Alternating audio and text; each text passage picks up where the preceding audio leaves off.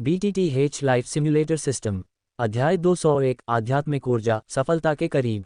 आत्मा पोषण पाउडर के 2 दाने मेरी आत्मा को आत्मा क्षेत्र में प्रवेश करने की अनुमति नहीं देंगे, लेकिन यह अभी भी अंतर को कम करने में सक्षम होगा, इसलिए मैं पहले एक दाना लूंगा और इसे आजमाऊंगा। अपने हाथ में हल्के पीले रंग के पाउडर के 2 दानों को देखते हुए और एक पल के लिए विचार करने के बाद जियाओ मिंग आखिरकार खुद को रोक नहीं सका और अपने दिमाग की एक हरकत के साथ आत्मा पोषण पाउडर का एक दाना उसकी हथेली से उड़ गया और फिर धीरे धीरे उसके सामने तैरने लगा। जियाओ मिंग ने धीरे धीरे अपनी आंखें बंद कर लीं और आत्मा पोषण पाउडर के इस दाने को घूरने लगा, और जैसे ही उसने अपनी आंखें बंद की, एक चूषण बल अचानक उभरा और इस चूषण बल के तहत चमकीला पीला पाउडर तुरंत पिघल गया और सीधे जियाओ मिंग के माथे की ओर बढ़ा और फिर गायब हो गया। जब पाउडर उसके माथे में घुसा तो जियाओ मिंग का शरीर हिंसक रूप से हिल गया और उसका चेहरा तुरंत तनावग्रस्त हो गया। उसके सिर के अंदर से दर्द की एक स्पष्ट भावना आ रही थी। जियाओ मिंग ने अपनी भौहें सिकोड़ लीं और खुद को अस्पष्ट दर्द सहने के लिए मजबूर किया। उसके होश में स्पिरिट नरिशमेंट पाउडर का वह दाना एक गोली की तरह था जो उसकी आत्मा पर जोरदार प्रहार कर रहा था। आत्मा में चोट लगने की अनुभूति सुखद नहीं थी, लेकिन सौभाग्य से दर्द धीरे धीरे कम होने से पहले लंबे समय तक नहीं रहा। जब उसने महसूस किया कि दर्द धीरे धीरे कम हो रहा है, तभी जियाओ मिंग ने राहत की सांस ली। हालांकि जैसे ही उसने राहत की सांस ली, उसने अचानक देखा कि एक अजीब उतार चढ़ाव अचानक आसपास के आकाश और पृथ्वी में व्याप्त हो गया और अजीब हवा की एक हल्की सी धारा उतार चढ़ाव के माध्यम से घुस गई और अंत में धीरे धीरे उसके माथे में प्रवेश कर गई। इस अजीब हवा के प्रवाह के प्रवेश के साथ जियाओ मिंग ने तुरंत आश्चर्य से देखा कि उसकी आत्मा के भीतर मौजूद हवा का प्रवाह बहुत धीमी गति से कुछ नहीं से कुछ बनने लगा। क्या यह आध्यात्मिक ऊर्जा है? जियाओ मिंग की आत्मा बहुत पहले ही नश्वर क्षेत्र की पूर्णता तक पहुंच चुकी थी, और ऐसा नहीं था कि उसने पहले स्वर्ग और पृथ्वी में आध्यात्मिक ऊर्जा को महसूस करने का प्रयास नहीं किया था, लेकिन चाहे उसने इसे महसूस करने की कितनी भी कोशिश की हो, वह इसके अस्तित्व को महसूस नहीं कर सका। लेकिन अब इस आत्मा पोषण पाउडर के प्रभाव में उस तरह की आध्यात्मिक ऊर्जा जिसे सामान्य तरीकों से महसूस करना असंभव था, सीधे उसकी आत्मा में अवशोषित और एकीकृत हो गई थी। जियाओ मिंग को अपनी आत्मा के भीतर धीरे धीरे आध्यात्मिक ऊर्जा को मजबूत होते हुए महसूस करके खुशी हुई, और एक पल के बाद ही वह फिर से शांत हो गया। जैसे ही उसने अपना मन शांत किया, उसके मन में एक पीले रंग का प्रकाश का दाना दिखाई दिया और प्रकाश के दाने से एक अजीब चूषण बल निकला। ये चूषण बल मजबूत नहीं था, लेकिन ऐसा लग रहा था जैसे इसमें एक अजीब शक्ति थी जो स्वर्ग और पृथ्वी के बीच से एक तरह की आभा खींच रही थी, जिसके खिलाफ अनगिनत शक्तिशाली लोग कुछ नहीं कर सकते थे। आध्यात्मिक ऊर्जा जैसे कि एक अराजक आभा अंतरिक्ष से रिस रही थी, लगातार जियाओ मिंग की बाहों के केंद्र में घुस गई। इस आध्यात्मिक ऊर्जा का अवशोषण लगभग 3 घंटे तक चला, इससे पहले कि पीले रंग के प्रकाश के दाने से निकलने वाली रोशनी और चूषण बल धीरे धीरे कमजोर हो जाए। जाहिर है, इस तरह का आध्यात्मिक पाउडर लंबे समय तक नहीं टिक सकता था। जैसे जैसे दाने से निकलने वाली रोशनी फीकी और फीकी होती गई, काफी देर बाद जियाओ मिंग के दिमाग में अचानक एक सूक्ष्म क्लिक की आवाज आई। आध्यात्मिक धूल के टूटने के साथ ही अजीब चूषण शक्ति भी अचानक समाप्त हो गई और इसके चारों ओर की आभा तुरंत ही समाप्त हो गई। चाहे जियाओ मिंग ने इसे रोकने की कितनी भी कोशिश की हो, ये व्यर्थ था और अंत में वह इसे महसूस भी नहीं कर सका। इस दृश्य को महसूस करते हुए जियाओ मिंग एक कड़वी मुस्कान छोड़ने से खुद को रोक नहीं सका और केवल असहाय रूप से इस स्थिति से बाहर निकल सका। ये स्पिरिट पोषण पाउडर एक अच्छी चीज है, लेकिन ये सिर्फ इतना है कि यह लंबे समय तक नहीं टिकता है और मेरे हाथ में जो संख्या है वह बहुत छोटी है। ऐसा कहा जाता है कि यह स्पिरिट पोषण पाउडर कृत्रिम रूप से परिष्कृत है। काश मेरे पास इस चीज को परिष्कृत करने का तरीका होता। जियाओ मिंग ने अपनी आंखें खोली और स्पिरिट पोषण पाउडर को थोड़ी अनिच्छा के साथ देखा और अंत में इसे अपने भंडारण की अंगूठी में डाल दिया। स्पिरिट पोषण पाउडर का केवल एक दाना बचा था, इसलिए इसे दूर रखना और बाद में इसे बाहर निकालना बेहतर होगा जब कुछ भी करने को न हो। शायद सिम्युलेटर में इसके दिखने की संभावना ज्यादा होगी। सिम्युलेटर लॉटरी की बात करें तो जियाओ मिंग पिछले कुछ महीनों में लॉटरी से काफी संतुष्ट था। उन कुछ मौकों को छोड़कर जब वह बदकिस्मत था और उसे कचरा मिला था, उसे जो कुछ भी मिला था उसे अच्छा माना जा सकता था। एक इंटरमीडिएट डीडू तकनीक थी थंडर फॉल्स 9 हेवंस, एक हल्के पदार्थ से बनी चांदी सफेद तलवार जिसे जियाओ मिंग ने स्वर्गीय ज्वाला के साथ पकाया था और महसूस किया कि यह जलने के लिए बहुत प्रतिरोधी थी, इसलिए उसने गणना की कि इसे कम से कम 2 वेनेरे तक इस्तेमाल किया जा सकता है। 7वें दर्जे के भेड़िए के आकार के जादुई जानवर की लाश, एक प्राचीन उच्च श्रेणी की 7वीं स्तरीय गोली की रेसिपी भी थी जो डू पूर्वज को एक स्टार को तोड़ने की अनुमति दे सकती थी। शक्तिशाली जोंग गोली की रेसिपी, एक 6ठी स्तरीय गोली की बोतल, आत्मा सफाई की गोली। 2 दिन जल्दी बीत गए। ब्लैक कॉर्नर क्षेत्र में स्थित जियानान शहर वह स्थान था जहां जियानान अकादमी स्थित थी, आकाश पर सूरज की रोशनी नीचे गिर रही थी। उस शहर के प्रवेश द्वार पर पट्टिका पर चमक रही थी। उस पर 3 थोड़े साधारण शब्द सूरज की रोशनी के नीचे एक सुखदायक चमक के साथ चमक रहे थे। जियानान शहर। जब जियाओ मिंग और उसका समूह एक पर्वत शिखर के ऊपर से उड़कर उसके नीचे बसे शहर को निहारते हैं तो उनके दिल भी शांत हो जाते हैं। आखिरकार हम यहाँ आ ही गए, जियान ने खुशी से कहा। इस यात्रा ने उसे बहुत तकलीफ दी है। न केवल उसे अपनी बहन और उसकी सबसे अच्छी दोस्त को बेशर्मी से वापस आते हुए देखना पड़ा, बल्कि वह अपने पसंदीदा स्नैक्स भी खुलकर नहीं खा पा रही थी। चूंकि उसने बहुत ज्यादा खा लिया था, इसलिए वह जल्द ही थकने वाली थी, इसलिए जियाओ मिंग ने सीधे उसके स्नैक्स की आपूर्ति सीमित कर दी। वह लगभग भूख से मर रही थी, लेकिन अब जब वे जियानान अकादमी में वापस आ गए थे तो वह आखिरकार स्वादिष्ट स्नैक्स वापस पा सकती थी। जियाओ मिंग, जल्दी से वो गोलियां दे दो जो तुमने मुझे देने का वादा किया था। जल्दी क्या है? अपना सिर हिलाते हुए जियाओ मिंग ने अपने स्टोरेज रिंग के अंदर से कई बोतलें और शीशियां निकालीं जो 10 से ज्यादा लग रही थीं। ये सभी पहले से ही जियाओ मिंग द्वारा परिष्कृत किए गए थे, क्योंकि उसने जियान की सफलता को देखते हुए कई और को जानबूझकर परिष्कृत किया था। ऐसा जियान को यथासंभव अधिक ऊर्जा प्राप्त करने की अनुमति देने के लिए किया गया था। इस प्रकार उसकी सफलता सुनिश्चित हुई। उन बोतलों और जार को देखते हुए जियान की बड़ी बैंगनी आंखें खुशी के अर्धचंद्राकार आकार में मुड़ गईं और उसने तुरंत उन पर झपट्टा मारा, फिर बोतलों और जार को जियाओ मिंग के हाथ से लिया और उन्हें अपने स्टोरेज रिंग में रख दिया। जियाओ मिंग, तुम सबसे अच्छे हो। ठीक है, मैं कब से नहीं आया हूँ। जियान के छोटे से सिर को थपथपाते हुए जियाओ मिंग ने बेशर्मी से शेखी बघारी। जियाओ यी जियान, जो उसके बगल में थी, दोनों को खेलते हुए देखकर बस मुस्कुराए, और तभी जियाओ मिंग को आत्मा में उतार चढ़ाव का एहसास हुआ। तभी दूर से आए एक आकृति नीलम पंख वाले शेर राजा की पीठ पर उतरी। हा, मैंने दूर से इस नीलम पंख वाले शेर राजा का निशान देखा। मुझे उम्मीद नहीं थी कि यह वास्तव में तुम हो, जियाओ मिंग, जो वापस आ गए थे। तुम्हें यात्रा पर निकले हुए अभी कुछ ही महीने हुए हैं, तुम इतनी जल्दी वापस कैसे आ गए? अगर उन बूढ़ों को पता होता तो शायद वे खुश होते।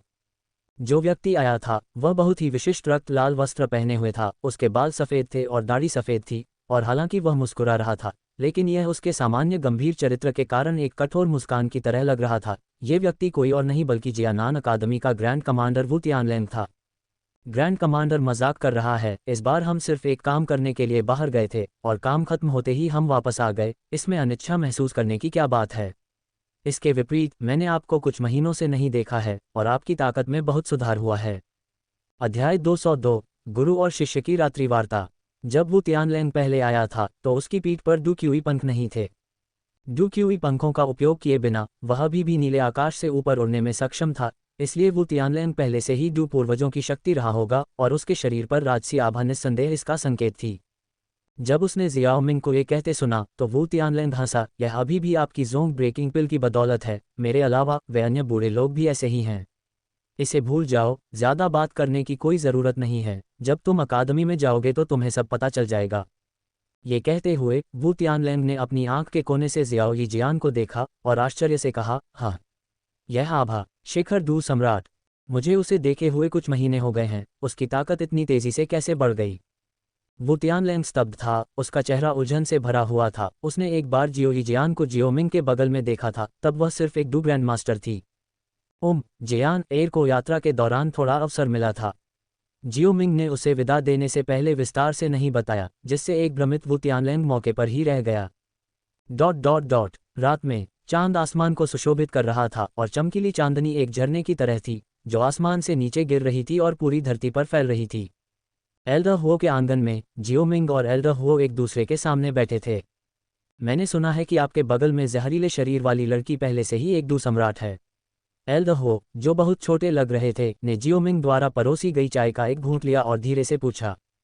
ठीक है, जैसा कि आप जानते हैं मास्टर, जियाओ यी जियान के पास भयानक जहर शरीर है। इस बार जब हम बाहर गए तो हमें एक नर्क जहर की लौ मिली और इसे अवशोषित करने के बाद उसकी ताकत तेजी से बढ़ी और अब वह मेरे समान स्तर पर है। इस बारे में बोलते हुए जियाओ मिंग भी थोड़ा भावुक हो गया। नर्क जहर की लौ, ये सच है कि उसका भयानक जहर शरीर इस तरह की स्वर्गीय लौ को भस्म करने से बहुत लाभ प्राप्त कर सकता है जिसमें गंभीर जहर होता है, लेकिन उसके भयानक जहर शरीर के फटने का मामला। एल्डर हुओ ने भौहें से कुढ़ी, स्पष्ट रूप से कुछ चिंताएं थीं। डुक्यूई महाद्वीप पर शोकपूर्ण विष शरीर की प्रतिष्ठा अच्छी नहीं थी। आखिरकार शोकपूर्ण विष शरीर का हर उपयोगकर्ता न केवल अपने स्वयं के जहर से पीड़ित होगा, बल्कि शोकपूर्ण विष शरीर के फटने के बाद आसपास की हजारों मील की भूमि भी पीड़ित होगी। एक जहरीली भूमि बन जाएगी जहां सभी जीवित चीजें विलुप्त हो जाएंगी। स्वाभाविक रूप से ये शोकपूर्ण विष शरीर एक अवांछित अस्तित्व बन गया। मास्टर नेदर पॉइजन फ्लेम के विशेष कार्य से अनजान है न? जवाब में जियाओ मिंग केवल धीरे से हंसा। नेदर पॉइजन फ्लेम को मूल रूप से किसी ने परिष्कृत नहीं किया है और इसके विशेष प्रभाव वास्तव में मेरे लिए अज्ञात हैं। एल्डर हो ने अपनी दाढ़ी को सहलाया और कहा, क्या ये हो सकता है कि आप ये कहने की कोशिश कर रहे हैं कि यह नेदर पॉइजन फ्लेम वह विधि थी जिसका आपने उल्लेख किया था जो शोकपूर्ण विष शरीर की समस्या को हल कर सकती थी? जियाओ मिंग ने थोड़ा सिर हिलाया और एल्डर हो को बताया कि किस तरह से वो फुल पॉइजन बॉडी को हल किया जा सकता है। ये सुनने के बाद एल्डर हो कुछ हद तक हैरान हो गए। मुझे उम्मीद नहीं थी कि इस नेदर पॉइजन फ्लेम का यह असर होगा। अगर उन पिछले वो फुल पॉइजन बॉडी उपयोगकर्ताओं को पता होता कि नेदर पॉइजन फ्लेम का यह असर होता है तो शायद वे इतनी बुरी तरह से नहीं मरते। हालांकि इसके बारे में किसी और को नहीं पता था, तो आपको इसके बारे में कैसे पता चला? एल्डर हो की आंखें सिकुड़ गईं क्योंकि वह अपने रहस्यमय शिष्य को ऊपर से नीचे तक देख रहे थे। बहुत सारी किताबें पढ़ने के अलावा और क्या हो सकता है? जियाओ मिंग ने मुस्कुराते हुए कहा। ये कारण वास्तव में सही था और एल्डर हो ने अपना सिर हिलाया। इस बारे में और चिंता करने की जहमत नहीं उठाई कि उन्हें कैसे पता चला और इसके बजाय एक और मामला सामने लाया। 7वें दर्जे के sky poison dragon scorpion beast monster core के बारे में, जिसके बारे में आपने पहले पूछा था, अभी तक इसकी कोई खबर नहीं आई है, इसलिए आपको थोड़ा और इंतजार करना चाहिए। एल्डर हो द्वारा इस मामले का उल्लेख सुनकर जियो मिंग को भी यह याद आ गया और फिर उसने प्रतिक्रिया व्यक्त की। कोई बात नहीं, यह मामला इतना ज़रूरी नहीं है। Sky poison dragon scorpion beast monster core मूल रूप से जियो यी जियान की काया को हल करने के लिए तैयार किया गया था, और अब जब जियो यी जियान के पास पहले से ही नेदर पॉइजन फ्लेम है तो यह मॉन्स्टर कोर स्वाभाविक रूप से इतना ज़रूरी नहीं था। लेकिन अगर यह जरूरी नहीं था तो भी जियो मिंग इसे प्राप्त करना चाहता था। ऐसा इसलिए था क्योंकि वह चाहता था कि जियो यी जियान जहर की गोली को गाढ़ा करे। जियो मिंग सोच रहा था कि जहर की गोली विधि में पूरे शरीर में विषाक्त पदार्थों को मिलाना शामिल है। इस प्रकार जब जियो यी जियान जहर की गोली को गाढ़ा करती है तो वह नेदर पॉइजन फ्लेम के विषाक्त पदार्थों को भी गाढ़ा कर सकती है। अगर ऐसा होता तो क्या ये नेदर पॉइजन फ्लेम विषमुक्त नहीं हो जाती? जियो यी जियान बनिंग फ्लेम वैली के वैली मास्टर के समान ही करने में सक्षम हो जाती। भले ही उसने जो गोलियां परिष्कृत की वे बहुत उच्च स्तर की न हो और उसे अन्य कीमियागरों की मदद की आवश्यकता हो, यह उसकी प्रिय जियान र के सपने को भी पूरा करेगा। इसके अलावा जहर की गोली के संघनन से जियाओ यी जियान की जहर शक्ति भी अधिक केंद्रित हो जाएगी और उस समय जियाओ यी जियान की ताकत भी फिर से आसमान छू जाएगी। 7वें क्रम के आकाशीय जहर ड्रैगन बिच्छू जानवर का राक्षस कोर ढूंढना बहुत मुश्किल है। अगर आप बहुत लंबा इंतजार नहीं कर सकते तो शायद आप इसे खोजने के लिए सेंट्रल प्लेन्स में जा सकते हैं। वैसे भी आपकी स्टेज वहीं है। आपके लिए लंबे समय तक उत्तर पश्चिमी क्षेत्र में रहना आपकी क्षमता को दफनाने जैसा होगा। एल्डर हो ने आह भरते हुए कहा। वर्तमान में जियाओ मिंग की ताकत पहले ही 9 सितारा डू सम्राट तक पहुंच चुकी थी और इस तरह की साधना गति उसकी उम्मीदों से परे थी। हर समय दूरस्थ जियानान अकादमी में रहना उसके लिए अच्छी बात नहीं थी, इसलिए हालांकि वह अपने दिल में अनिच्छुक था, एल्डर हो ने फिर भी यह सुझाव दिया। सेंट्रल प्लेन्स, जल्दी या बाद में मैं वहां की यात्रा करूंगा। सेंट्रल प्लेन्स वह जगह थी जहां पूरे डूक्यूई महाद्वीप में सबसे ज्यादा ऊर्जा इकट्ठी हुई थी और इसके पास जो संसाधन थे उनकी तुलना उत्तर पश्चिमी क्षेत्र जैसी जगहों से नहीं की जा सकती थी। जियाओ मिंग जो तेजी से विकास करना चाहता था, स्वाभाविक रूप से वहां की यात्रा करने की जरूरत थी। हालांकि ये बाद में होगा, अभी के लिए जियाओ मिंग को अभी भी डू पूर्वजों तक पहुंचने का कोई रास्ता सोचना था। इस मामले के बारे में सोचते हुए जियाओ मिंग को सिम्युलेटर में अपने गुरु एल्डर हो की प्रतिक्रिया याद आई जब उन्हें पता चला कि वे अपने गिरे हुए हृदय की लौ को जियानान अकादमी की गिरे हुए हृदय की लौ से बदलने जा रहे हैं, और तुरंत विचार किया, पहले अपने गुरु से बात करना बेहतर है ताकि मैं उनके हिंसक होने और मुझे मौत के घाट उतारने के उपदेश देने से बच सकूं। जियाओ मिंग ने और कुछ नहीं सोचा और तुरंत अपने इरादे घोषित कर दिए, और जब एल्डर हो ने ये सुना तो उनका चेहरा काला पड़ गया। आप अपने गिरे हुए हृदय की लौ को अकादमी की लौ से बदलने जा रहे हैं? क्या इस यात्रा में आपका दिमाग नहीं जल गया? जियाओ मिंग के मुंह का कोना मुड़ गया और उसने कहा, गुरु मैं गंभीर हूं। नहीं, क्या आप नहीं जानते कि स्रोत से खुद को अलग करने से आपके शरीर को नुकसान होगा? एल्डर हो ने अपनी दाढ़ी उड़ाई और उसे घूरते हुए कहा, मानो वह अगले ही पल उसके पास जाकर उसे थप्पड़ मारने वाला हो। ये समझौता नहीं हो सकता। मास्टर, मुझे स्वर्गीय लपटों के बीच आदान प्रदान करना होगा। जियो मिंग भी पीछे नहीं हटा। एल्डर हो की आंखें सिकुड़ गईं। जियो मिंग ने स्थिति को देखा और जल्दी से उसे अपने इरादे बताए। मास्टर, मैं इस स्वर्गीय ज्वाला पर भरोसा करके डू पूर्वज तक पहुंचने की कोशिश कर रहा हूं। आप भी जानते हैं कि ऐसा करना कितना मुश्किल है। अगर मैं अकादमी की स्वर्गीय ज्वाला को खा जाऊं और उसकी ऊर्जा को अवशोषित कर लूं तो पूर्वज डू तक पहुंचने में कोई समस्या नहीं होगी। ये सुनकर एल्दहुओ ने तुरंत अपनी पुरानी मुट्ठी बंद कर दी जो वह फेंकने वाला था। डू पूर्वज तक पहुंचना वाकई मुश्किल था। डू सम्राट से डू पूर्वज तक ये कहा जा सकता था कि एक अवरोध था, और ये बताना असंभव था कि कितने शीर्ष डू सम्राट बिना थोड़ा भी आगे बढ़े वहां अटके रहे। वह पहले भी दशकों तक अटका रहा था, और हालांकि उसका बेशकीमती शिष्य अधिक प्रतिभाशाली था और वह उसके जितना लंबे समय तक अटका नहीं रहता, अगर वह बिना किसी अवसर के डू पूर्वज तक पहुंचना चाहता तो सफल होना बहुत मुश्किल होता। अवसर ऐसी चीज नहीं थी जो बिना खोजे खुद ही सामने आ जाए।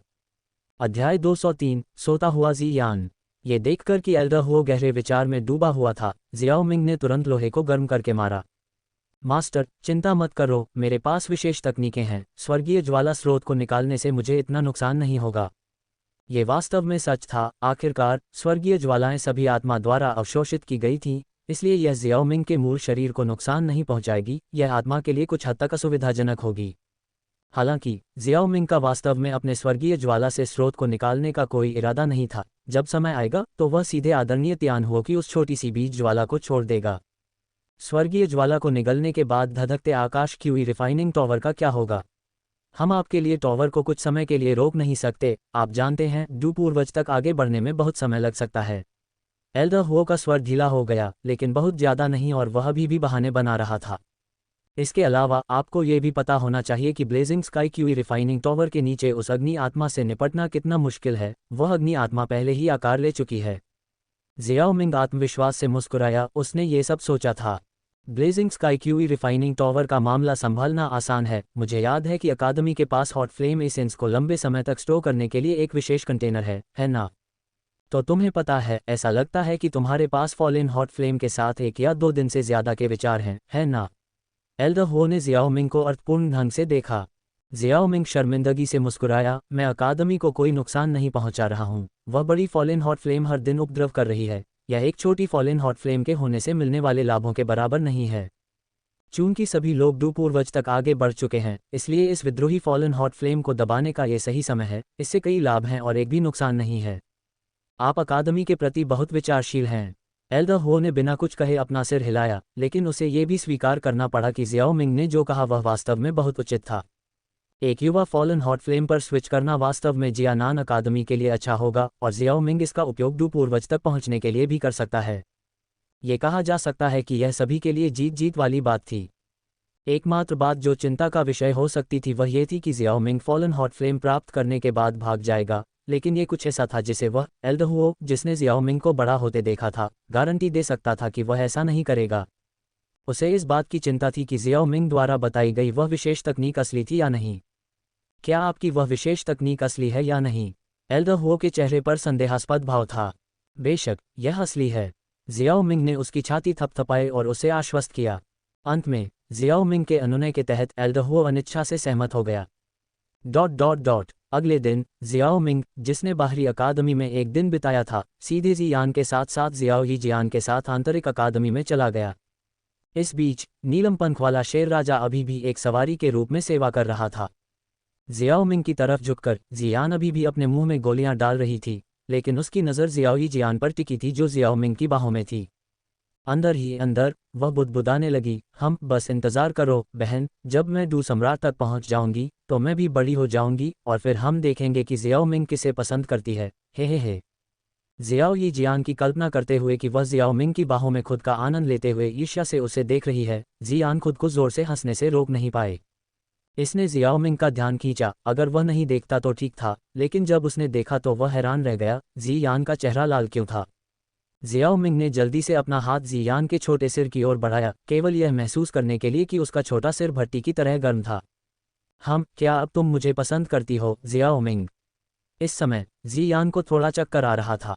जियाओ मिंग की हरकतों ने जियाओ ही जियान का भी ध्यान खींचा, और असामान्य रूप से गुलाबी जियान को देखने के बाद उसने अपने चेहरे पर बड़ी चिंता के साथ पूछा, बहन जियान को क्या हो रहा है? जांच करने के बाद जियाओ मिंग ने थोड़ा अवाक होकर कहा, मुझे डर है कि वह टूटने वाली है। अभी अभी उसने जियान की स्टोरेज रिंग की जांच की थी और पाया था कि उसने उसे जो भी गोलियां दी थीं वे सब उसने खा ली थीं। किसी को ये जानना था कि यह सिर्फ एक दिन ही बीता था। इतनी सारी गोलियों के साथ दबी हुई ऊर्जा पहले से ही बहुत ज्यादा थी। इसके अलावा जियान सफलता पाने के लिए अड़चन में थी, इसलिए यह कोई आश्चर्य की बात नहीं थी कि वह ऐसी स्थिति में थी। जियाओ यी जियान ने सिर हिलाया और समझदारी से चकित जियान को जियाओमिंग की बाहों में लेटने दिया और उसने कहा, तो यह एक सफलता है। ये देखकर कि जियान ठीक थी, जियाओ यी जियान ने तुरंत राहत की सांस ली और फिर आगे कहा, अब जब हम ऊंचाई पर हैं तो यह उसके लिए आगे बढ़ने के लिए अच्छी जगह नहीं है, चलो जल्दी से इन अकेडमी की ओर भागते हैं। जियाओमिंग ने अपना सिर हिलाया, फिर नीलम पंख वाले शेर राजा को निर्देश दिया, शीजी अपनी पूरी ताकत से इन अकेडमी की ओर उड़ो। हाँ, एमेथिस्ट विंग लायन किंग की पूरी उड़ान शक्ति के तहत आधे घंटे बाद जियाओमिंग और उसका समूह इन अकेडमी में पहुंचे। अवरोध को खोलने के लिए एक विशेष तकनीक का उपयोग करते हुए जियाओमिंग की पीठ पर पंख चांदी की रोशनी से चमक उठे, क्योंकि वह जियान को सीधे अपने निवास पर ले गया। दो संरक्षक बुजुर्गों ने अपने चेहरे पर एक हैरान नज़र के साथ ये देखा। सौभाग्य से जियाओ यी जियान और एमेथिस्ट विंग लायन किंग के समझाने के बाद दोनों बुजुर्गों को पता चल गया कि क्या हुआ था। जियाओमिंग की बाहों में जियान पहले से ही बेहोश होने लगी थी और उसका छोटा चेहरा बैंगनी धुंध से चमक रहा था। जियाओमिंग महसूस कर सकता था कि जियान के शरीर से बहुत अधिक ऊर्जा निकलने वाली थी। अभी कोकून को सक्रिय मत करो, मुझे इसमें लपेटो मत। जियाओमिंग के शब्दों को सुनकर जियान ने भौहें सिकोड़ लीं और उसके चेहरे पर बैंगनी रोशनी थोड़ी फीकी पड़ गई। ये दृश्य देखकर जियाओमिंग ने राहत की सांस ली, लेकिन उसकी गति फिर से बढ़ गई। कुछ समय बाद वह उस छोटे से आंगन में दिखाई दिया जहां वह रहता था, और उसमें हरे रंग के कपड़े पहने एक छोटी लड़की बैठी थी। जियाओमिंग के आने से उसका छोटा सा चेहरा सुखद आश्चर्य से भर गया, लेकिन जियान के कमरे के दरवाजे से सीधे प्रवेश करने की जियाओमिंग की हरकत ने उसे भ्रमित कर दिया। हरे रंग की पोशाक पहने युवती जियाओमिंग के पीछे पीछे चली गई और अचानक देखा कि जियान का शरीर चमक रहा था। जिस क्षण जियाओमिंग ने उसे बिस्तर पर लिटाया, उसके शरीर से बैंगनी रंग की तेज रोशनी फूट पड़ी और आखिरकार एक बैंगनी चमकते हुए कोकून में बदल गई जो 3 मीटर चौड़ा था, जिसने उसके पूरे शरीर को ढंक दिया। बहन जियान को क्या हुआ? किंगलिन ने पूछा, कुछ हद तक स्तब्ध। कोकून की सतह पर बैंगनी रंग की रोशनी कभी चमकती और कभी काली होती, बिल्कुल दिल की धड़कन की तरह, एक लयबद्ध तरीके से। जियाओमिंग स्पष्ट रूप से देख सकता था कि जब भी कोकून में रोशनी बदलती थी तो उसके आसपास के आकाश और पृथ्वी की ऊर्जा में एक सूक्ष्म उतार चढ़ाव होता था, और फिर हवा में मौजूद सारी ऊर्जा कोकून द्वारा अवशोषित कर ली जाती थी, जिससे वह और भी चमकीला हो जाता था। ये देखकर कि सब कुछ ठीक लग रहा था, जियाओमिंग ने अपने सिर पर मौजूद ठंडे पसीने को पोंछा और कहा, जियान एक सफलता हासिल करने वाला है, इसलिए चिंता की कोई बात नहीं है। तो यह एक सफलता है। किंगलिन ने सिर हिलाया, अपने दिल की चिंता को एक तरफ रखते हुए उसने पूछा, युवा मास्टर, बहन जियानर कहाँ है? मुझे लगा कि वह आपके साथ बाहर गई है। आप दोनों ही क्यों वापस आए हैं? अभी एक आपातकालीन स्थिति थी, इसलिए मैं आगे बढ़ी और पहले लौटी। आपकी बहन जियानर पीछे आ रही है, जियाओमिंग ने समझाया। फिर जियाओ यी जियानन भी छोटे से आंगन में आ गई और उसके बगल में एल्डर सुकियान थी। जैसे ही सुकियान जमीन पर उतरी, उसने पूछा, क्या मैंने सुना है कि जियान टूटने वाली है? हाँ, अब उसने एक कोकून बना लिया है और अपने बिस्तर पर लेट गई है, जियाओमिंग ने धीरे से उत्तर दिया। क्या आप अंदर जाकर देखना चाहेंगे, प्रथम एल्डर? नहीं, मैं बस ये सुनिश्चित करना चाहता था कि वह आगे बढ़ रही है। ये सुनकर कि जियान एक सफलता हासिल करने वाला था, सुकियान ने राहत में अपनी दाढ़ी को सहलाया और जियोमिंग के प्रस्ताव को अस्वीकार कर दिया। अध्याय 204, धीरे धीरे विकसित शारीरिक गठन और प्रस्थान। क्या आप स्वर्गीय लपटों का आदान प्रदान करना चाहते हैं?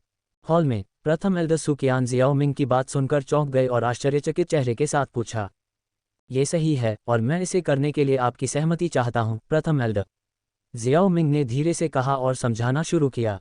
यह सुकियान चुप था। अभी कुछ क्षण पहले जियाओमिंग ने उसे हॉल में आमंत्रित किया था और स्वर्गीय लपटों के आदान प्रदान के विचार का उल्लेख किया था। उसने पहले ही उसे पूरी योजना के बारे में बताया था और यह बहुत संभव लग रहा था। एक पल की चुप्पी के बाद सुकियान ने अपना सिर उठाया और पूछा, क्या आपके गुरु को पता है?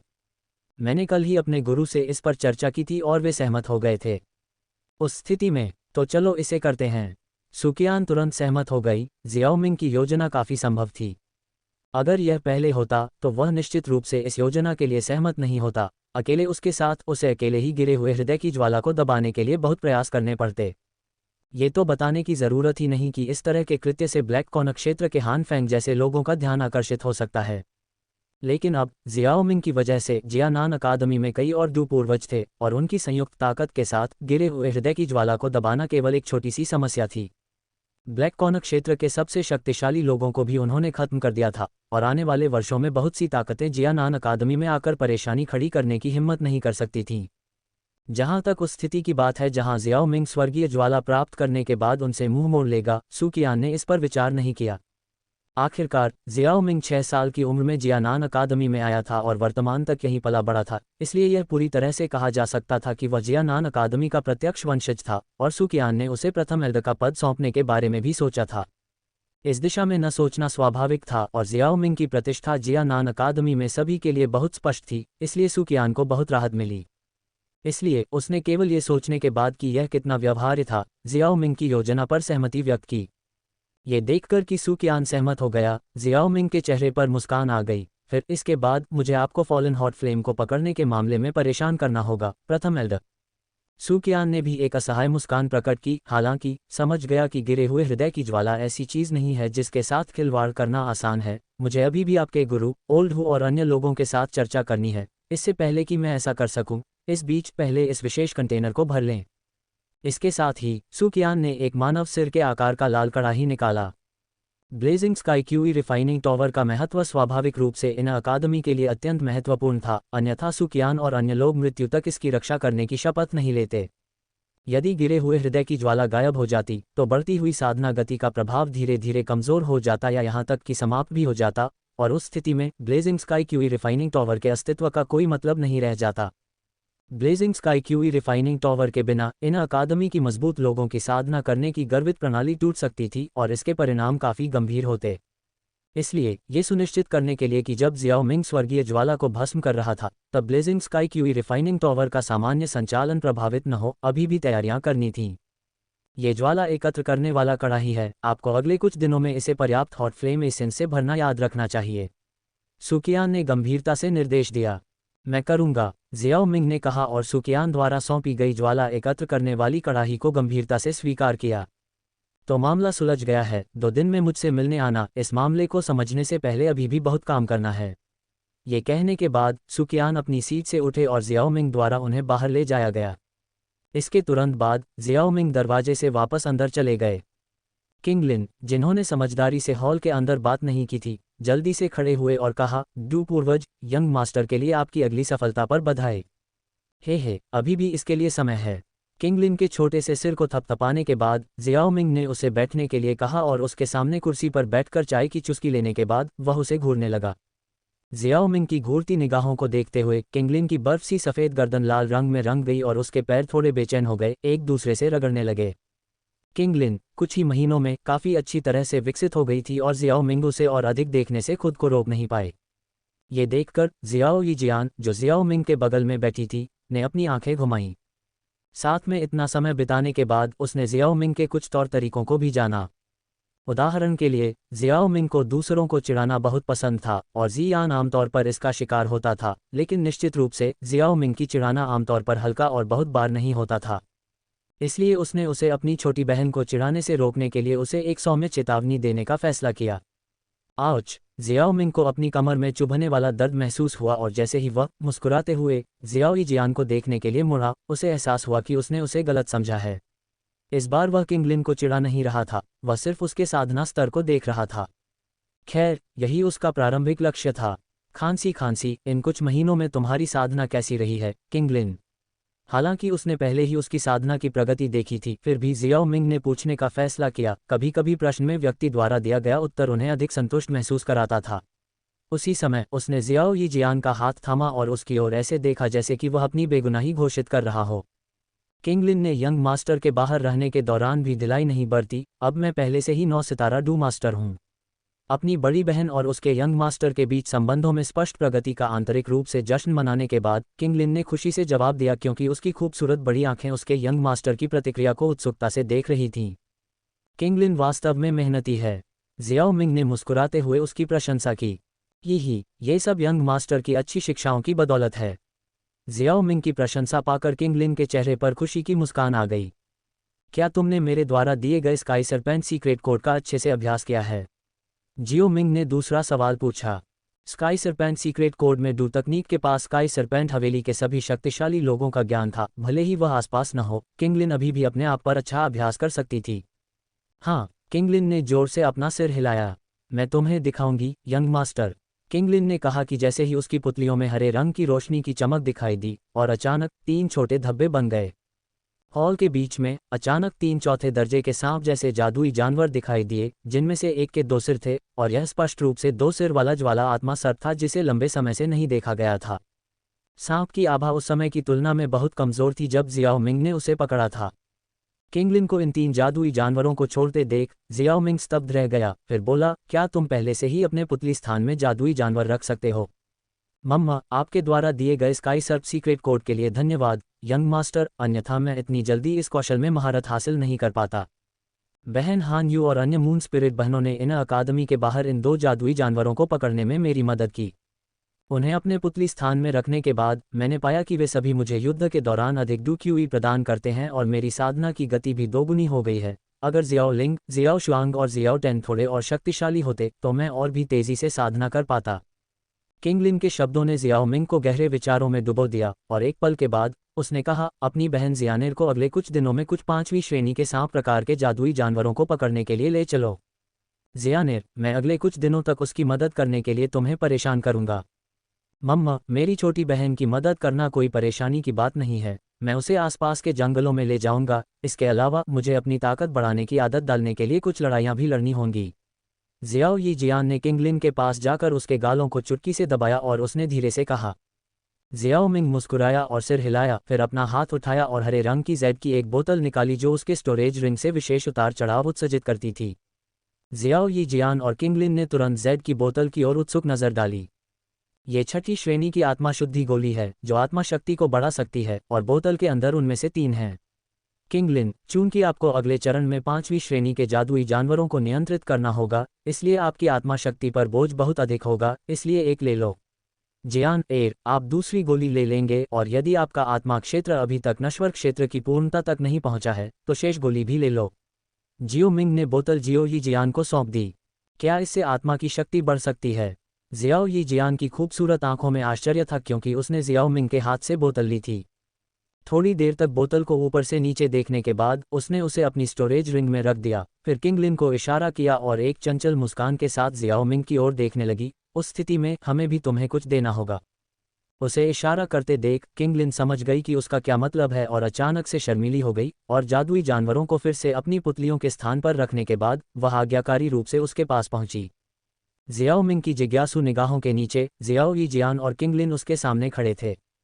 अपनी आंखें बंद करो और तुम्हें अपनी आत्मा की शक्ति का उपयोग करने की अनुमति नहीं है, जियाओ यी जियान ने कहा और उसने इनकार के संकेत में उसके सामने अपनी उंगली हिलाई। जियाओ मिंग हैरान था, लेकिन चूंकि वे दोनों किसी तरह का खेल खेलना चाहते थे इसलिए उसने आज्ञा का पालन किया और अपनी आंखें बंद कर ली, अपनी आत्मा की शक्ति को सिकोड़ते हुए। ये देखकर कि जियाओ मिंग ने निर्देशों का पालन किया था, जियाओ यी जियान और किंगलिन जियाओ मिंग की सीट के दोनों ओर खड़े हो गए और एक दूसरे को अव्यक्त समझ में देखने के बाद उनमें से एक ने झुककर उसके ऊपरी शरीर पर अपने हाथ रख दिए, जबकि उसका चेहरा उसके चेहरे से सिर्फ कुछ इंच की दूरी पर था। अपनी आंखें बंद करके जियाओ मिंग ने जो पहली चीज सूंघी वह एक सुगंध थी जो 2 महिलाओं की अनोखी गंध को छुपाती थी। ये जानने में उसे ज्यादा सोचने की जरूरत नहीं थी कि यह जियाओ यी जियान थी, जिसने उसे गंध के जरिए यह अनुमान नहीं लगाने दिया कि कौन कौन है। एक पल बाद उसने अपने गाल पर एक कोमलता महसूस की। यह कोमलता दूर होने से पहले ज्यादा देर तक नहीं रही और केवल 1 सेकंड बाद उसने इसे अपने गाल के दूसरे हिस्से पर फिर से महसूस किया। स्पष्ट रूप से उनमें से एक उसके चेहरे पर छोटे छोटे चुंबन दे रही थी। दोनों सुंदरियों के नम होंठ बारी बारी से अपनी चंचल हरकतें कर रहे थे और समय के साथ वे दोनों और भी अधिक चंचल होने लगीं। प्रत्येक पल में जियाओ मिंग को जो एहसास हुआ वह बिल्कुल अलग था। पहली बार ऐसा कुछ अनुभव करते हुए जियाओ मिंग कल्पना नहीं कर सकता था कि उसकी जियान ने ये चीज़ें कहाँ से सीखी थीं, और यहाँ तक कि किंगलिन को भी इसके बारे में पहले से पता था क्योंकि वह कितनी जल्दी खेल में शामिल हो गई थी।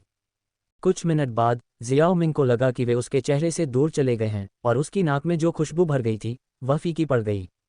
जब जियाओ मिंग ने अपनी आंखें खोलीं और कुछ कहने से पहले उसने देखा कि जियाओ यी जियान ने पहले ही किंगलिन का हाथ पकड़ लिया था और उसे उसके कमरे में ले जा रही थी। उसने उसे प्यार से देखा और धीरे से कहा, हम बहनें मिल जाएंगी, जाओ जो करना है करो, हम तुम्हारा इंतजार करेंगे। किंगलिन, जो शर्मा रही थी, ने धीमी आवाज में कहा, बी सुरक्षित रहो यंग मास्टर। वह उसे देखने में बहुत शर्मीली लग रही थी, जैसे कि उसने अभी अभी अपनी सारी हिम्मत इस्तेमाल कर ली हो। जब उसने दोनों को जाते हुए और एक कमरे में प्रवेश करते हुए देखा तो जियाओ मिंग ने अपनी उंगलियों से उसके चेहरे पर नमी को छुआ और फिर उसके लिबादे का कॉलर कुछ गंदा देखा, जिससे वह मुस्कुराकर अपना सिर हिलाने लगा। ऐसा लग रहा था कि वे दोनों उसे विदाई देने का यही तरीका चुन रहे थे। लेकिन कुछ ऐसा था जिसने जियाओ मिंग को अवाक कर दिया था। क्या किंग लिन ने वाकई सोचा था कि मैं उसे पहचान नहीं पाऊंगी? उसने आखिर में मेरा कान भी काट लिया। जियाओ मिंग ये सोचने से खुद को नहीं रोक पाया कि क्या किंग लिन की हरकतें उसके आधे सांप लोगों के वंश का नतीजा थीं या उसने अनजाने में घबराहट के कारण ऐसा किया था। लेकिन वह उसे शर्मिंदा या असहज महसूस नहीं कराना चाहता था, इसलिए उसने फैसला किया कि वह दिखावा करेगा कि कुछ हुआ ही नहीं। अध्याय 205 हजार परत सीलिंग संरचना। जियाओ मिंग और सुकियान द्वारा गिरे हुए हृदय की लौ के आदान प्रदान पर चर्चा करने के बाद इन अकादमी के बुजुर्ग फिर से व्यस्त हो गए। कई बुजुर्ग जो बाहरी अकादमी में सेवा कर रहे थे उन्हें वापस इन अकादमी में बुलाया गया ताकि हजार परत सीलिंग संरचना का उपयोग करके गिरे हुए हृदय की लौ को भागने से रोका जा सके। बुजुर्ग अचानक बुलाए जाने से नाखुश नहीं थे, क्योंकि ऐसा इसलिए था क्योंकि स्वर्गीय लपटों का आदान प्रदान उनके लिए भी फायदेमंद था। कम से कम जियाओ मिंग द्वारा स्वर्गीय लॉ का सफलतापूर्वक आदान प्रदान करने के बाद blazing sky QE refining tower को हर स्तर पर टॉवर की रखवाली करने के लिए एक बुजुर्ग को नियुक्त करने की आवश्यकता नहीं होगी और उनके पास बहुत सारा खाली समय होगा।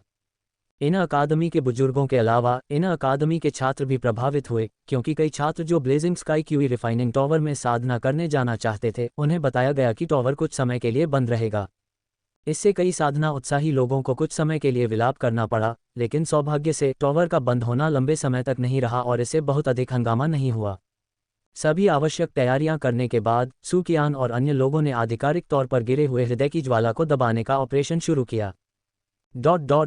आज इन अकादमी के लिए एक व्यस्त दिन था, क्योंकि इन अकादमी के लिए एक मासिक कार्यक्रम आयोजित करना प्रथागत था जहां सभी छात्र प्रशिक्षण के लिए blazing sky QE refining tower में प्रवेश करते थे। इन अकादमी के छात्र इस आयोजन के बहुत समर्थक थे, क्योंकि उन्हें उस दिन प्रशिक्षण के लिए टॉवर में प्रवेश करने के लिए कोई अग्नि ऊर्जा का भुगतान करने की आवश्यकता नहीं थी, और आज यह महीने का वह दिन था। हालांकि जब उन्होंने टॉवर का बंद दरवाज़ा देखा तो उन्हें अचानक याद आया कि टॉवर पिछले 2 दिनों से बंद था। स्वाभाविक रूप से महीने में एक बार होने वाला ये कार्यक्रम भी स्थगित कर दिया गया था।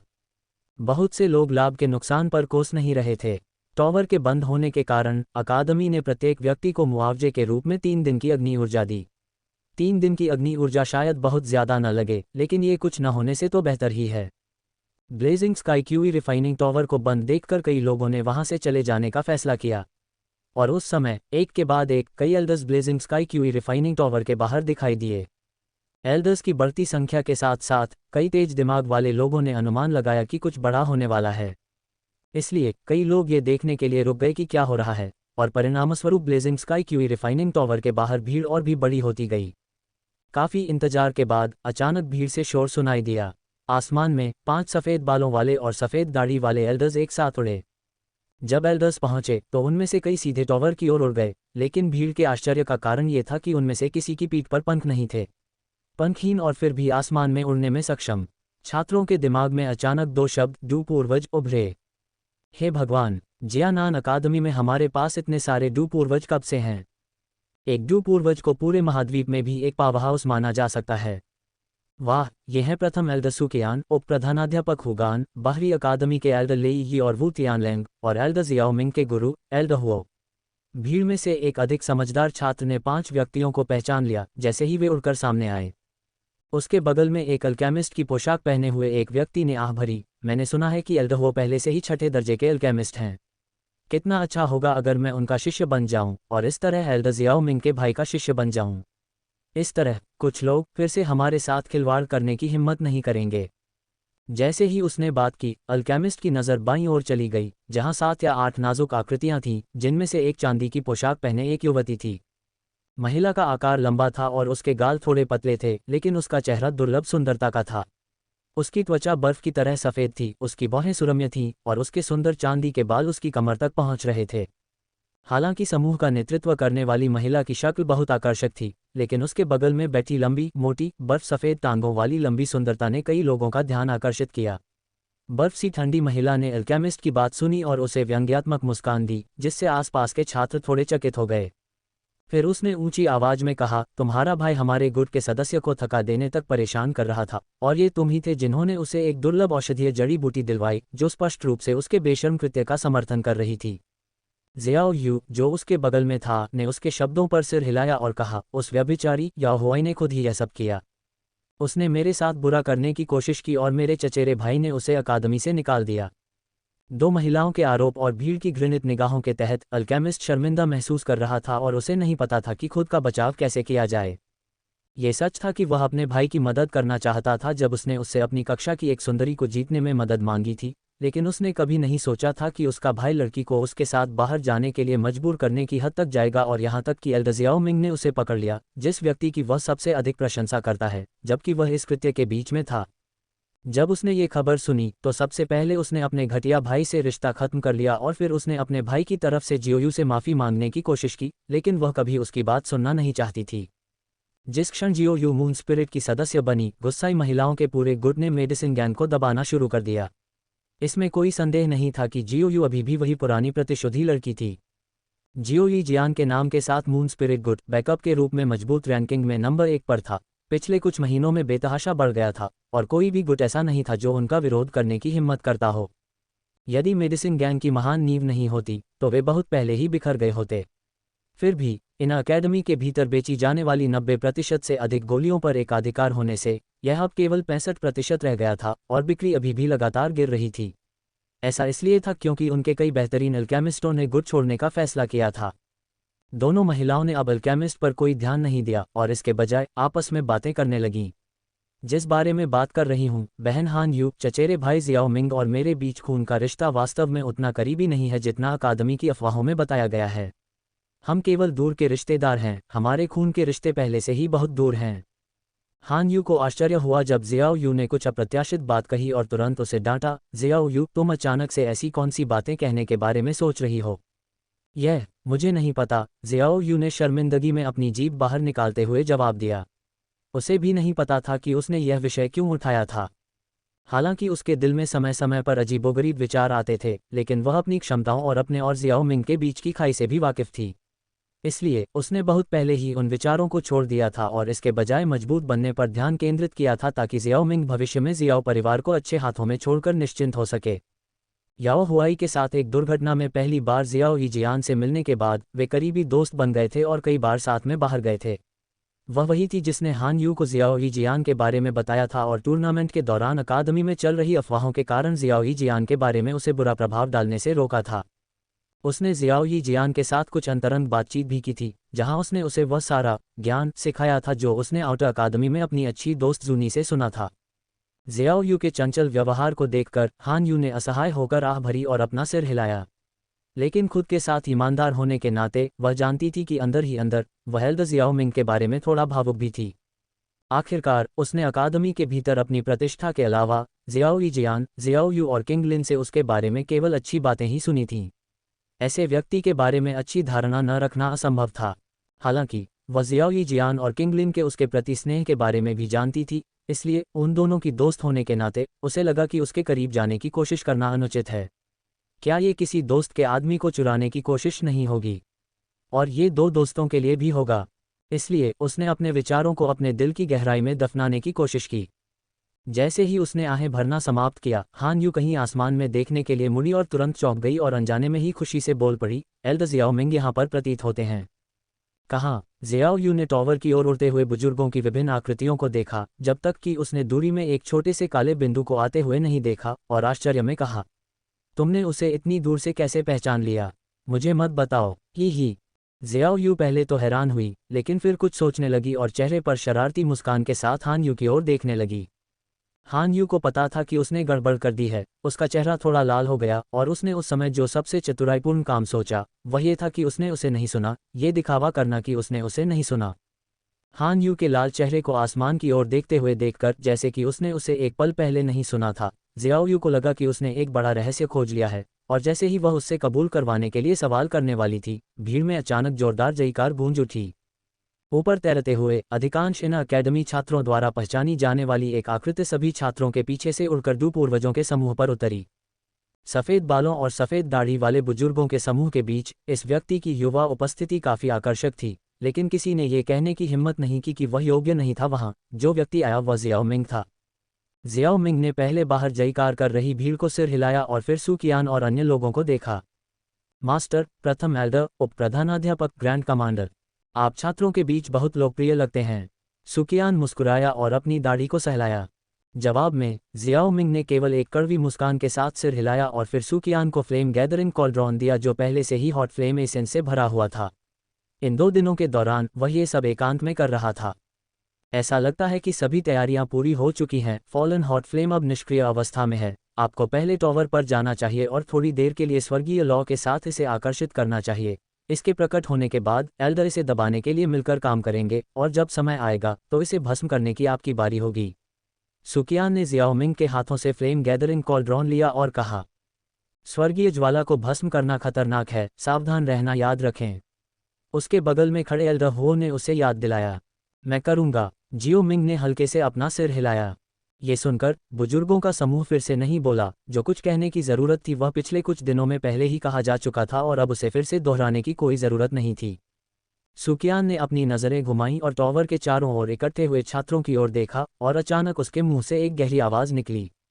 सभी छात्र तुरंत blazing sky QE refining tower से कम 200 मीटर के दायरे में चले जाएं, अन्यथा आप परिणामों के लिए जिम्मेदार होंगे। इसे 2 बार दोहराने के बाद सुकियान रुक गया और एक पल रुकने के बाद सुकियान ने इकट्ठे हुए दर्जनों बुजुर्गों से कहा, 1000 परत सीलिंग संरचना तैयार करें। अध्याय 206 अग्नि अजगर। सुकियान की आवाज़ सुनकर जमीन पर अभी भी मौजूद एल्डर्स आसमान में उड़ गए। इसके तुरंत बाद एल्डर्स ने एक अलिखित समझौते के साथ एक साथ कदम बढ़ाए और दर्जनों राजसी डुक्यूई बाहर निकले, आखिरकार एक दूसरे के साथ चकाचौंध तरीके से जुड़ गए।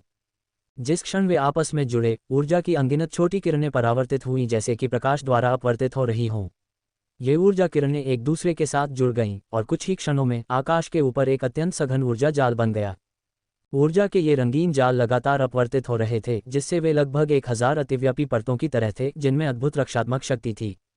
अपने चेहरे पर एक गंभीर भाव के साथ सुकियान ने आकाश में बने रंगीन ऊर्जा जाल को देखा। उसके हाथों ने जल्दी से एक मुहर बनाई और फिर उसकी उंगली ऊर्जा जाल के केंद्र की ओर इशारा करती है।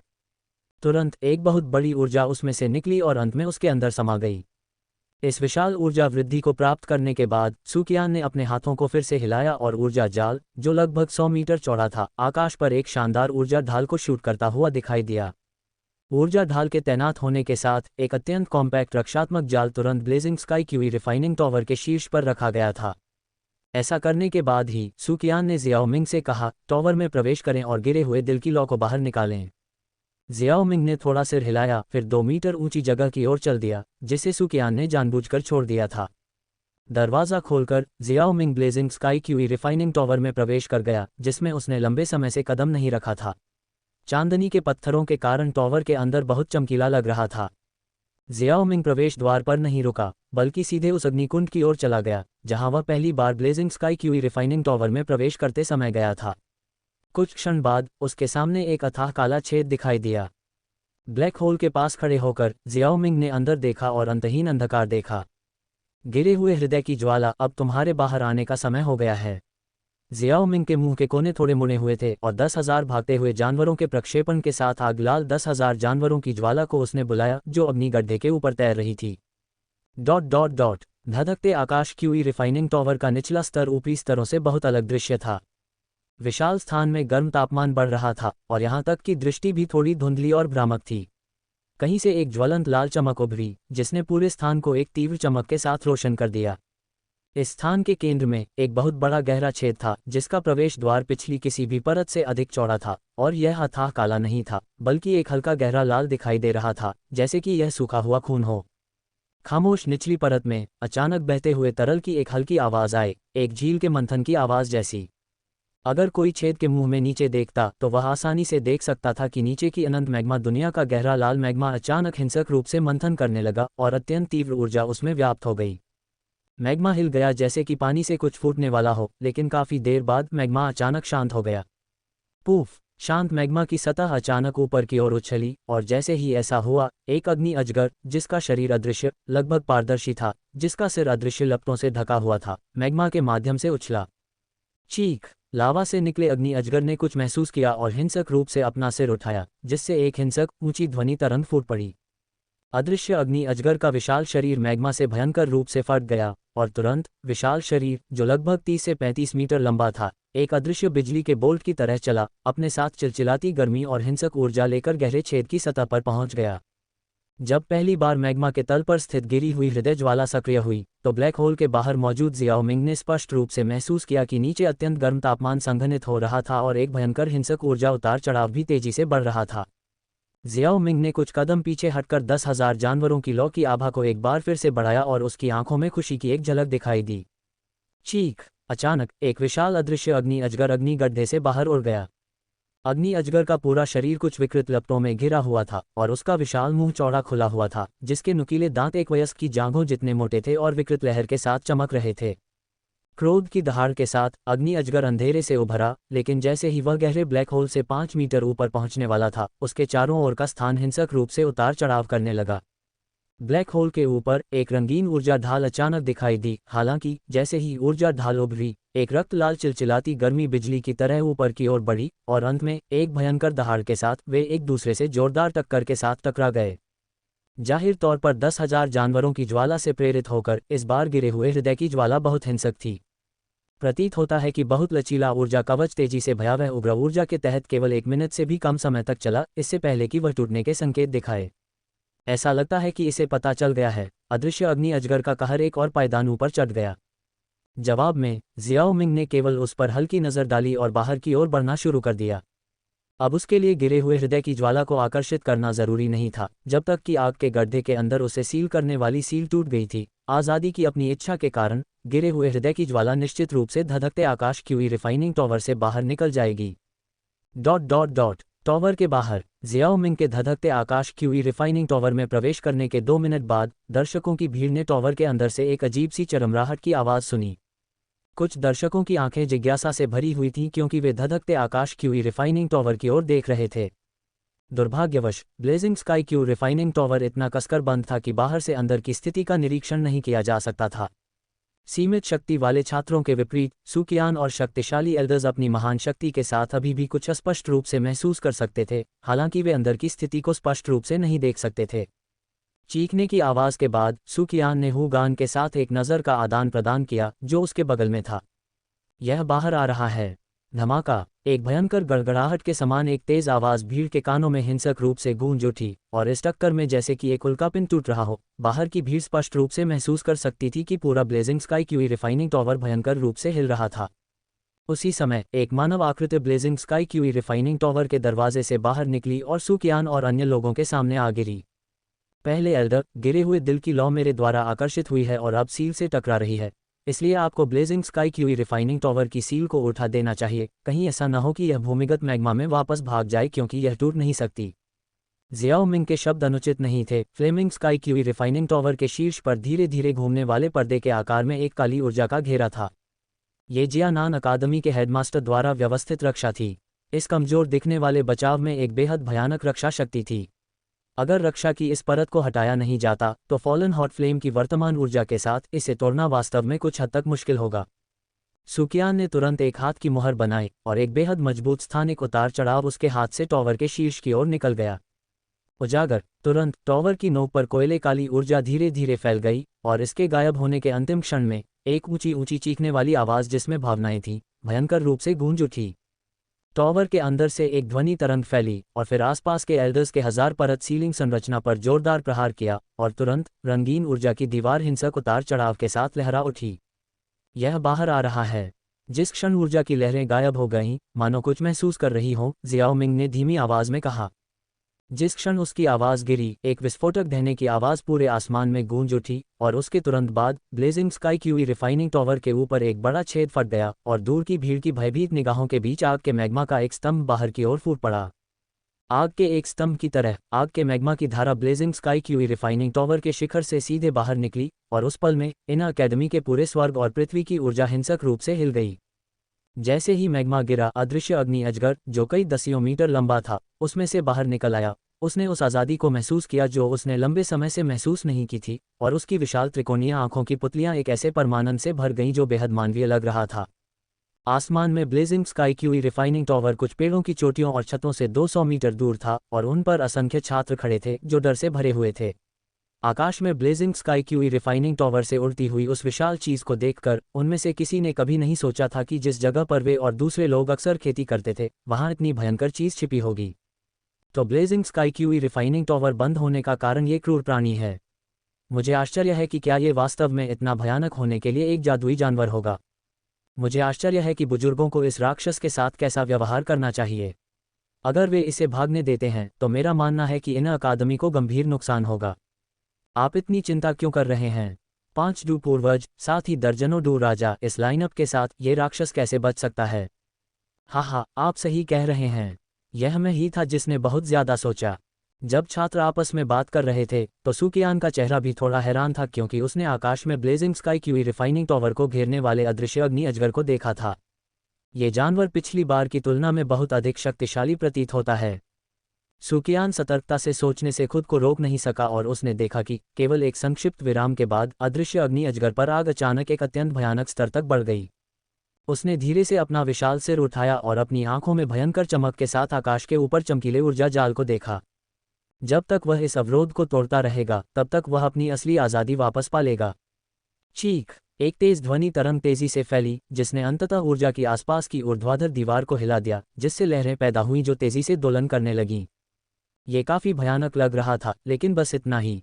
यह महसूस करते हुए कि उसके हमले का कोई फायदा नहीं है, अदृश्य अग्नि अजगर धीरे धीरे कुंडलित हो गया और एक तीखी आवाज करने के बाद उसकी सफेद त्रिकोणीय पुतलियां ऊर्जा जाल के केंद्र में मौजूद सुकियान को घूरने लगीं।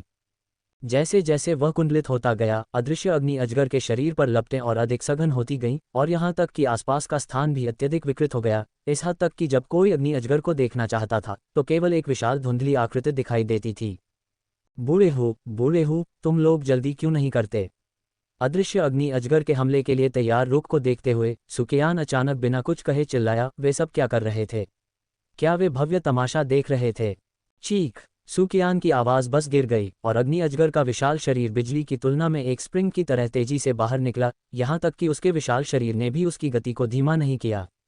अग्नि अजगर जहां भी गुजरता वह अंतरिक्ष में एक शून्य छोड़ देता, और तापमान इतना गर्म था कि भले ही वह बहुत दूर था, लेकिन इसने कुछ बुजुर्गों के चेहरे को थोड़ा बदल दिया। वापस जाओ! एक जोरदार चीख सुनाई दी और हुगान और अन्य, जो आधे दिन से जमीन पर तमाशा देख रहे थे, आखिरकार उठ खड़े हुए। एक चमकदार लाल रोशनी सीधे अदृश्य अग्नि अजगर की लालटेन के आकार की आंखों से टकराई, जिससे उसका हमला बीच में ही टूट गया, और उसके बाद प्रकाश की एक और बेहद मजबूत किरण आई, जिसने तुरंत उसके विशाल शरीर पर जबरदस्त बल से प्रहार किया। विशालकाय पूंछ हवा में झूलती रही और आखिरकार जमीन से 10 मीटर से भी कम की दूरी पर अचानक रुक गई। अदृश्य अग्नि अजगर को झटका लगने से थोड़ा चक्कर आया और उसने अपना सिर हिलाया, और जब उसने अपना सिर वापस अपनी मूल दिशा में घुमाया तो उसने अपने सामने शक्तिशाली आभा वाले 4 और मनुष्यों को पाया। एक जानवर के रूप में तुम्हारे अच्छे दिन खत्म हो गए हैं। चारों में से एक वुतियानलैंग ने हल्की मुस्कान के साथ कहा। हिस! जैसे कि इन शब्दों से क्रोधित होकर अदृश्य अग्नि अजगर ने अपनी विशाल पूंछ को हिलाया और एक बार फिर आकाश की ओर बढ़ा, और जब वह ऊर्जा जाल के 50 मीटर के भीतर था तो उसका विशाल मुंह खुल गया और अदृश्य लपटों ने तुरंत स्वर्ग और पृथ्वी को ढक लिया, चारों बुजुर्गों को घेर लिया। आने वाली अदृश्य लपटों को देखते हुए हुगान और अन्य लोगों के चेहरे भी थोड़े गंभीर दिखे, उनके हाथों पर मुहरें जल्दी से बन गईं, और अदृश्य लपटों को अलग करने के लिए उनके शरीर से डुकी हुई ऊर्जा के विभिन्न रंग निकले। जाहिर है, गिरे हुए दिल की लपटों का हमला उन्हें बहुत नुकसान नहीं पहुंचा सका। चीख! अचानक एक और तेज ध्वनि तरंग निकली और आकाश को ढकने वाली अदृश्य लपटें अप्रत्याशित रूप से मुड़ने लगीं, अंत में भीड़ के सामने एक छोटे हाथ की लंबाई वाले अग्नि सांप में मिल गईं। जैसे ही अग्नि सांप ने आकार लिया, ये बेहद भयानक गति से निर्दयतापूर्वक ऊर्जा जाल में घुस गया और फिर जोरदार विस्फोट हुआ। जिस क्षण विस्फोट हुआ, ऊर्जा जाल तेजी से हिल गया और अंत में एक बहुत छोटा छेद चुपचाप दिखाई दिया। अदृश्य अग्नि अजगर के संतुष्ट होने से पहले सुकियान ने 1000 परत सील के केंद्र में छेद को तुरंत ठीक कर दिया। ये दृश्य देखकर 1000 परत सीलिंग संरचना के बाहर जियाओ मिंग हंसा। ये गिरे हुए दिल की लौ वास्तव में हर समय भागना चाहती है, और लड़ाई में पहले प्रतिद्वंद्वी पर हमला करने के बजाय ये वास्तव में सील पर हमला करती है। ये 1000 परत सीलिंग संरचना एक डू पूर्वज और दर्जनों अन्य डू राजाओं की ऊर्जा से बनी है। इसे तोड़ना इतना आसान कैसे हो सकता है? यह अपनी खुद की ऊर्जा बर्बाद करने के अलावा कुछ नहीं करेगा और इसके अलावा मास्टर और दूसरों को हमला करने का मौका देगा। वास्तव में जैसे ही जियाओ मिंग के शब्द निकले, हुगान और अन्य लोगों ने अदृश्य अग्नि अजगर के खिलाफ एक उन्मत्त बमबारी शुरू कर दी। अध्याय 207 स्रोत प्राप्त करना। ये देखते हुए कि यह 4 डू पूर्वजों के हमले से प्रभावित होने वाला था, फॉलेन हॉट फ्लेम ने चकमा देना चाहा, लेकिन इसके सामने सीलिंग संरचना के कारण इसके लिए चकमा देने के लिए बहुत कम जगह बची थी। हालांकि इसने चकमा देने की पूरी कोशिश की, लेकिन हुगान और अन्य लोगों के हमले इसके शरीर में घुस गए। लगातार वार के कारण अदृश्य अग्नि अजगर के शरीर पर लगी ज्वाला और भी कमजोर होती गई। एक फुफकार के बाद भीड़ ये देखकर निराश हो गई कि अदृश्य अग्नि अजगर का विशाल शरीर बिना किसी निशान के गायब हो गया था और पीछे एक धधकती आग छोड़ गया जो 1000 परत सीलिंग संरचना में फैल गई। क्या ये छिप रहा है और मैग्मा के समुद्र में फैल रहा है? जियाओ मिंग स्थिति पर भौहें चढ़ाने से खुद को नहीं रोक सका और बड़ी संरचना के अंदर 4 लोगों को जल्दी से बताने लगा। ये सुनकर एल्डर हो और अन्य लोगों के चेहरे पर उदासी छा गई। उन्हें फॉलेन हॉट फ्लेम द्वारा हमला किए जाने की चिंता नहीं थी, बस इस मामले में फॉलेन हॉट फ्लेम के शरीर को नष्ट करना उनके लिए मुश्किल होगा। इसलिए उन्होंने अपनी निगाहें सुकियान की ओर घुमाईं। चारों को अपनी ओर मुड़ते देखकर सुकियान समझ गया कि उनका क्या मतलब है। अपने शरीर को ऊर्जा जाल के ऊपर लटकाए हुए सुकियान ने अपने हाथों को आपस में जोड़ा और गहरी आवाज में चिल्लाया, सीलिंग फॉर्मेशन। हाँ, जैसे ही बुजुर्गों ने एक साथ जवाब दिया, एक डूक्यूई प्रकाश अचानक हवा में उभरा और तुरंत डूक्यूई बेतहाशा बढ़ गया और दर्जनों डूक्यूई किरणें बुजुर्गों के हाथों से निकलीं। लेकिन उनका लक्ष्य ऊर्जा जाल में अदृश्य अग्नि अजगर नहीं था, बल्कि आकाश में सुकियान था। हर जगह से आ रही डूक्यूई किरणों को देखते हुए सुकियान ने अपनी सांस रोक ली और अपने हाथों पर ध्यान केंद्रित किया। जल्दी से हाथ की मुहरें बदलते हुए उसके सामने एक राजसी स्थानिक लहर लहराई और अंत में 5 मीटर का एक शून्य चक्र बन गया। दर्जनों रंगीन डूक्यूई किरणों को उस ओर निर्देशित किया गया और तुरंत शून्य चक्र बेहद मजबूत डूक्यूई से भर गया, जिससे एक डूक्यूई ऊर्जा ग्लोब 5 मीटर व्यास का सुकियान के हाथों में दिखाई दिया। जाहिर है, आकाश में ऊर्जा के भयानक अभिसरण को महसूस करते हुए मूल रूप से बिखरी हुई लपटें तब तक अभिसरित होती रहीं जब तक कि वे एक बार फिर से आकार नहीं ले लेती और उसकी आंखों की सफ़ेद त्रिकोणीय पुतलियां आकाश में सुकियान को भयंकर और गंभीर प्रकाश से देखती रहीं। चिलचिलाती अदृश्य लपटें एक बार फिर उसके शरीर से फूट पड़ीं और फिर अपनी पूंछ के एक झटके के साथ उसका शरीर एक बार फिर बिजली की तरह ऊर्जा जाल में बाहर निकल गया और इस तरह अंतरिक्ष शांत हो गया और विकृत अंतरिक्ष में सिलवटें दिखाई देने लगीं। तुम भागना चाहते हो, लेकिन क्या तुम ऐसा कर सकते हो? सुकियान की नज़र नीचे जाल में अदृश्य अग्नि अजगर पर टिकी हुई थी और उसके हाथों में विशाल डूबी हुई ऊर्जा ग्लोब की चमक और भी चमकीली होती जा रही थी। इससे पहले कि गिरती हुई हृदय ज्वाला ऊर्जा जाल के करीब पहुंच पाती, सुकियान ने अपने हाथ में मौजूद डूबी हुई ऊर्जा ग्लोब को अदृश्य अग्नि अजगर की ओर फेंक दिया। एक झटके के साथ विशाल गुब्बारा स्थानिक अवरोध को भेदता हुआ चुपचाप ऊर्जा जाल से पिघल गया। अंत में एक तोप के गोले की तरह यह अदृश्य अग्नि अजगर के विशाल शरीर में बुरी तरह से टकराया। हिस्सस अदृश्य अग्नि अजगर की ताकत के साथ भी इतने शक्तिशाली हमले से आहत होकर इसने एक बहुत ही ऊंची और दयनीय फुफकार निकाली और अचानक शक्तिशाली विस्फोट ने इसे सीधे जमीन की ओर फेंक दिया। अंत में हुगान और कंपनी की दया पर जमीन पर मजबूती से टिका दिया गया। इसे एक साथ करने के लिए इस अवसर का लाभ उठाएं। हुगान और अन्य लोगों ने एक दूसरे को देखा और तुरंत अपने हाथ हिलाए। बादलों को भेदते हुए 4 आभाएं उठीं और अंत में अलग अलग रंगों के 4 शक्तिशाली हमले अंतरिक्ष में घुस गए, सीधे अदृश्य अग्नि अजगर के सिर पर वार किया। हिस्सस अदृश्य अग्नि अजगर के शरीर पर लगी लपटें धीरे धीरे फीकी पड़ने लगीं, जब तक कि अंत में वे पूरी तरह से बुझ नहीं गईं। आग की लपटों के गायब होने के साथ ही अग्नि अजगर का स्वरूप भी शून्य हो गया। आकाश और पृथ्वी की गर्मी धीरे धीरे कम हो गई, लेकिन भीड़ ने इस पर ज्यादा ध्यान नहीं दिया। उनकी नज़र अब आसमान में उस जगह पर रुक गई जहां अदृश्य अग्नि अजगर गायब हो गया था। आग की लपटों से धीरे धीरे कुछ बह रहा था। हालांकि देखने से यह आग का गोला जैसा लग रहा था, लेकिन देखने वालों की भीड़ को यह बहुत अजीब सा एहसास हुआ, जैसे इस आग के गोले में कोई इंसानी स्पर्श हो। जियाओ मिंग करो। स्वर्गीय ज्वाला को अपने मूल रूप में प्रकट होते देख सुकियान ने जियाओ मिंग की ओर चिल्लाया और साथ ही उसने रंगीन ऊर्जा ढाल में एक बड़ा छेद भी खोल दिया। जैसे ही सुकियान की आवाज़ गिरी, जियाओ मिंग का शरीर चांदी की रोशनी की एक धारा में बदल गया और सीधे अदृश्य ज्वाला में जा गिरा। पलक झपकते ही गिरे हुए हृदय ज्वाला के मूल शरीर के सामने प्रकट हो गया। हालांकि गिरे हुए हृदय ज्वाला का शरीर हिला नहीं, लेकिन उसके द्वारा उत्सर्जित भयानक तापमान ने अभी भी आसपास के स्थान को विकृत कर दिया और यहाँ तक कि जियाओ मिंग, जो उसके करीब था, को खुद को बचाने के लिए अपने डुक्यूई का उपयोग करना पड़ा। इस स्थिति का सामना करते हुए जियाओ मिंग बहुत खुश था। इसका मतलब केवल ये था कि इस गिरे हुए हृदय की लौ में पर्याप्त ऊर्जा बची हुई थी। बिना किसी हिचकिचाहट के एक लाल लौ तेजी से उसकी हथेली पर उभरी। जियाओ मिंग अपने हाथ से स्रोत को पकड़ने ही वाला था कि तभी उसके हृदय में एक अजीब तरीके से हृदय की लौ की एक किरण उभरी और तुरंत बेईमानी से एक विनाशकारी उच्च तापमान जारी किया। गति ऐसी थी मानो यह जियाओ मिंग के शरीर में सब कुछ जलाकर राख कर देगी। हे छोटी सी चाल। जियाओ मिंग की हथेली छात्रों और बड़ों की चौकस निगाहों के सामने सीधे आग की लपटों में डालने से पहले केवल एक पल के लिए रुकी। हे भगवान! अग्नि अजगर जिस ज्वाला में बदल गया वह बहुत शक्तिशाली लग रही थी। एल्डर जियाओमिंग ने बस ऐसे ही अपना हाथ अंदर डाल दिया। मुझे एल्डर जियाओमिंग के चेहरे पर असहजता का एक निशान भी नहीं दिखाई दिया। ऐसा लगता है कि उस ज्वाला ने उन पर ज्यादा असर नहीं किया। वास्तव में एक शक्तिशाली व्यक्ति होने के योग्य जो मिस्टर गोल्ड और मिस्टर सिल्वर को मारने में सक्षम था। ये सामान्य चर्चाएं थीं, लेकिन भीड़ में प्यार में पागल लड़कियों के एक समूह की टिप्पणियां हमेशा होती थीं। वाह, एल्डर जियाओमिंग बहुत सुंदर लग रहे हैं, और ज्वाला की रोशनी में यह उन्हें और भी अधिक आकर्षक स्पर्श देता है। आसपास की छात्राएं इस बात से सहमत थीं क्योंकि उनकी आंखों में सितारे थे, और यहां तक कि सामान्य रूप से ठंडी रहने वाली हान यू भी आकाश में उस भव्य आकृति को घूरते हुए आंतरिक रूप से सहमत होने से खुद को रोक नहीं पाए। इन शब्दों ने आसपास के पुरुष छात्रों को अवाक कर दिया।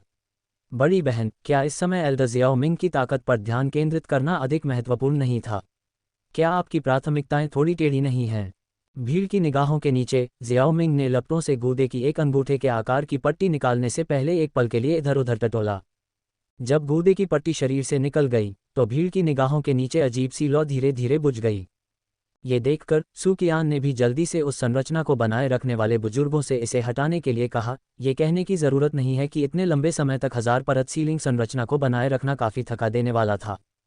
जब रंगीन ऊर्जा ढाल आकाश से गायब हो गई तो सभी बुजुर्गों ने हाँफते हुए अपने हाथ नीचे कर लिए। सू कियान, जो गठन की आंख था, उसे इतना बुरा नहीं लगा क्योंकि वह एक पूर्वज था, और सीधे आकाश से नीचे जियाओमिंग की तरफ उड़ाया। हुगान और एल्डर हो जैसे कुछ बुजुर्ग भी जियाओमिंग की तरफ आ गए। अध्याय 208 मैग्मा वर्ल्ड एकांत। हुगान ने जियोमिंग के हाथ में उच्च तापमान उत्सर्जित करने वाली लुगदी की पट्टी को उत्सुकता से देखा और पूछा, क्या ये स्वर्गीय ज्वाला का स्रोत है? इतने लंबे समय तक जीने के बाद मैंने इसे पहली बार देखा है। हे, मैंने सुना है कि स्वर्गीय ज्वाला को निगलने के लिए इसे सीधे निगलना पड़ता है। ये कल्पना करना वास्तव में कठिन है कि इसे परिष्कृत करने के लिए आपको किस तरह की यातना से गुजरना पड़ता है। उसने कहा, ये स्वर्गीय ज्वाला को निगलने का आपका चौथा मौका भी होगा, है न? आम लोग पहले से ही एक का सामना करने के लिए बेहद भाग्यशाली हैं, और इसे आसानी से निगलने के लिए और भी अधिक भाग्य की आवश्यकता होती है। और आप, जो अपनी छोटी उम्र में पहले से ही 4 स्वर्गीय ज्वालाओं का सामना कर चुके हैं, इस तरह का भाग्य पहले से ही बेजोड़ है। हालांकि जियोमिंग ने पहले भी फॉलेन हॉट फ्लेम का इस्तेमाल किया था, लेकिन उन्होंने इसे अपेक्षाकृत कम समय के लिए इस्तेमाल किया था और यह काफ़ी अस्पष्ट था, इसलिए बहुत कम लोगों को इसके बारे में पता था। जब इस बार जियाओमिंग को स्वर्गीय लपटों का आदान प्रदान करने की आवश्यकता हुई, तभी हुगान और अन्य लोगों को पता चला कि जियाओमिंग के पास एक गिरती हुई हृदय ज्वाला भी थी। जहां तक ग्रीन लोड स्कोर फ्लेम की बात है, जियाओमिंग ने कभी इसका इस्तेमाल नहीं किया था, इसलिए बहुत कम लोग इसके बारे में जानते थे। ये काफ़ी हद तक आप बुजुर्गों की मदद की बदौलत है कि मैं इस स्वर्गीय ज्वाला को प्राप्त करने में सक्षम था, जिसके लिए मैं यहाँ सभी को धन्यवाद देना चाहूँगा। स्वर्गीय ज्वाला स्रोत को आसानी से प्राप्त करने के बाद जियाओमिंग बहुत अच्छे मूड में था और उसके चेहरे पर एक गर्म मुस्कान दिखाई दी। बच्चा, विनम्र मत बनो। चूंकि तुमने स्रोत प्राप्त कर लिया है तो जल्दी करो और इसे परिष्कृत करने के लिए एक जगह ढूंढो। हर समय इससे चिपके रहने से केवल तुम्हारी डुक्यूई खत्म होगी। उसके बगल में मौजूद एल्डर हो ने आग्रह किया। वह एक कीमियागर के रूप में स्वर्गीय ज्वाला को निगलने के खतरे के बारे में सबसे स्पष्ट था। स्वाभाविक रूप से कीमियागर की स्थिति जितनी बेहतर होगी, स्वर्गीय ज्वाला को भस्म करना उतना ही आसान होगा। यही कारण था कि उन्होंने स्वर्गीय ज्वाला को दबाने के प्रयास में जियाओमिंग को शामिल नहीं होने दिया जब इसे एक रूप में बदल दिया गया था। आप जो कहते हैं वह सच है, मास्टर। एल्डर हो के आग्रह पर जियाओमिंग ने सू कियान को देखने से पहले अपना सिर हिलाया। मैं blazing sky QE refining tower के तल पर खुद को एकांत में रखना चाहता हूं, इसलिए मैं पहले एल्डर से वहां जाने वाले मार्ग को खोलने के लिए भी कहना चाहूंगा। क्या तुम blazing sky Q refining tower के सबसे निचले हिस्से में प्रवेश करना चाहते हो? सुकियान ने जियाओमिंग के अनुरोध को सुनकर स्तब्ध भाव से कहा। सुकियान को टावर के सबसे निचले हिस्से में भी थोड़ा बहुत जाना पड़ा था, जो एक ऐसी जगह थी जहां कोई मुश्किल से बच सकता था, जहां आग की लपटें बेकाबू होकर बह रही थीं और यहां तक कि वहां की ऊर्जा भी उन्माद से भरी हुई थी। ऐसी निराशाजनक जगह में आम लोगों के लिए जीवित रहना लगभग असंभव था, लेकिन कौन सोच सकता था कि जियाओमिंग वास्तव में इसमें प्रवेश करने के लिए कहने की पहल करेंगे। इसमें कोई आश्चर्य नहीं था कि सुकियान इतनी हैरान थी। सुकियान की शक्ल देखकर और एल्डर हुओ की आंखों में कोमलता आने लगी। जियाओमिंग खांसी और जल्दी से समझाने लगा। जब मैं अपने शरीर को परिष्कृत कर रहा था तो मैंने इसके अंदरूनी हिस्से को देखा और मुझे वहां की स्थिति के बारे में थोड़ा बहुत पता है। यद्यपि यह अत्यंत हिंसक है, लेकिन इसमें निहित अग्निगुण ऊर्जा वास्तव में अत्यंत शुद्ध है, और जो लोग अग्निगुण तकनीक की साधना करते हैं उनके लिए यह प्रचुर ऊर्जा वाली पवित्र भूमि से कम नहीं है। जहां तक ऊर्जा में उन्मत्त इरादे की बात है तो यह मेरे लिए कोई बड़ा खतरा नहीं है, क्योंकि मेरे पास एक स्वर्गीय ज्वाला है। ये सुनकर सू कियान ने थोड़ा भौहें से कुर्नी और एल्डर हुओ के साथ एक नज़र का आदान प्रदान किया। कुछ सेकंड के लिए विचार करने से पहले जियाओ मिंग की अभिव्यक्ति को देखा और अंत में वह केवल सिर हिलाकर कह सका, ठीक है, चूंकि आपने अपना मन बना लिया है तो मैं आपको ऐसा करने दूंगा, लेकिन मुझे आपको पहले से याद दिलाना होगा कि उस मैग्मा दुनिया का केंद्र उतना शांत नहीं है जितना आप सोचते हैं। अगर आपको कुछ भी जगह से बाहर मिलता है, भले ही आप अपनी सफलता को रोक दें, आपको सतह पर वापस जाना होगा। मैं वहां आपके लिए एक एल्डर को खड़ा करूंगा। मैं आपका बहुत बहुत धन्यवाद नहीं कर सकता, प्रथम एल्डर। जब उसने सू कियान को अपना सिर हिलाते और अपनी स्वीकृति देते देखा तो जियाओ मिंग को तुरंत खुशी हुई और वह मुस्कुराया। मैग्मा में जो कुछ भी था, जियाओ मिंग स्वाभाविक रूप से इसके बारे में जानता था। हालांकि उस तरह का छिपकली आदमी केवल मैग्मा की गहराई में ही रहता था और वह खुद को अलग करने के लिए ब्लेजिंग स्काई की रिफाइनिंग टावर के प्रवेश द्वार के पास एक गुफा ही ढूंढ पाएगा ताकि कोई खतरा न हो। घने लावा के बीच से उन प्राणियों के लिए उसकी उपस्थिति को महसूस करना असंभव था। आह बदमाश, तुम कभी भी नियम के अनुसार काम नहीं कर सकते, मेरे साथ आओ। सू कियान ने अपना सिर हिलाया और आह भरी, फिर ब्लेजिंग स्काई की रिफाइनिंग टावर की ओर बढ़ गया। उसके पीछे जियाओ मिंग और एल्डर हुओ भी थे। ब्लेजिंग स्काई की रिफाइनिंग टावर में प्रवेश करने के बाद वे पहली मंजिल पर नहीं रुके बल्कि सीधे टावर के निचले हिस्से में चले गए। लगभग 10 मिनट के बाद वे ब्लेजिंग स्काई की रिफाइनिंग टावर के सबसे निचले स्तर पर दिखाई दिए। लगभग 10 मिनट के दौरान एल्डर हुओ और जियाओ मिंग ने बहुत सारी बातें की और अब जब वे सबसे निचले स्तर पर पहुंच गए थे, एल्डर हुओ ने आह भरी और अपने अंतिम शब्द कहे, क्या आप वास्तव में टावर के निचले हिस्से में साधना करना चाहते हैं? इसका वैसा प्रभाव नहीं होगा जैसा कि आप खुद को अन्य स्थानों पर एकांत में रखते हैं, क्या आपको नहीं लगता? एल्डर हुओ को लगा कि टावर के सबसे निचले हिस्से का वातावरण अकादमी के गुप्त कमरे से तुलनीय नहीं था। चिंता मत करो मास्टर, कोई समस्या नहीं होगी। जियाओ मिंग थोड़ा मुस्कुराया। ठीक है, जैसा आप चाहें।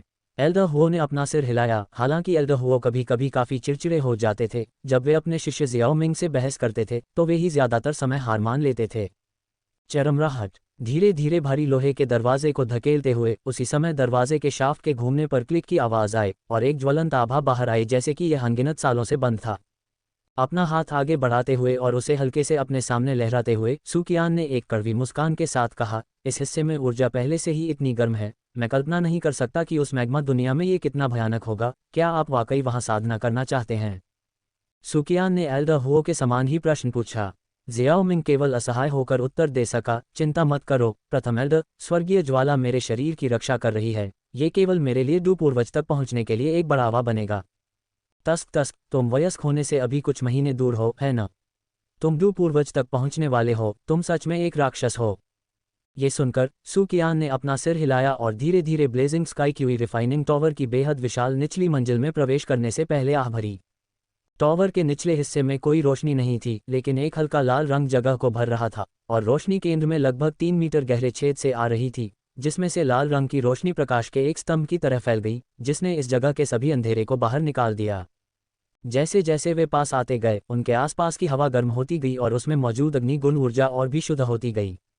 गहरे गड्ढे के पास खड़े होकर सू कियान ने कहा, क्या आपको यहाँ अपनी साधना के बारे में जियाओ जियान और किंगलिन को बताने की ज़रूरत है?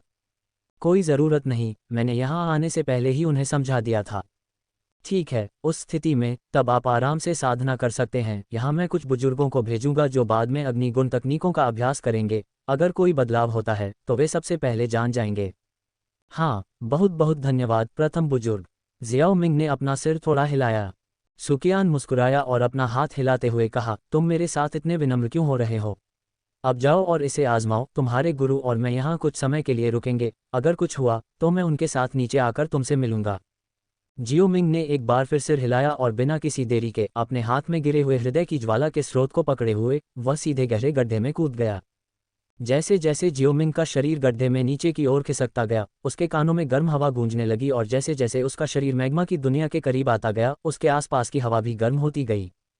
यह अंतहीन फिसलन लंबे समय तक जारी रही, इससे पहले कि जियो मिंग की दृष्टि अचानक चौड़ी हो गई।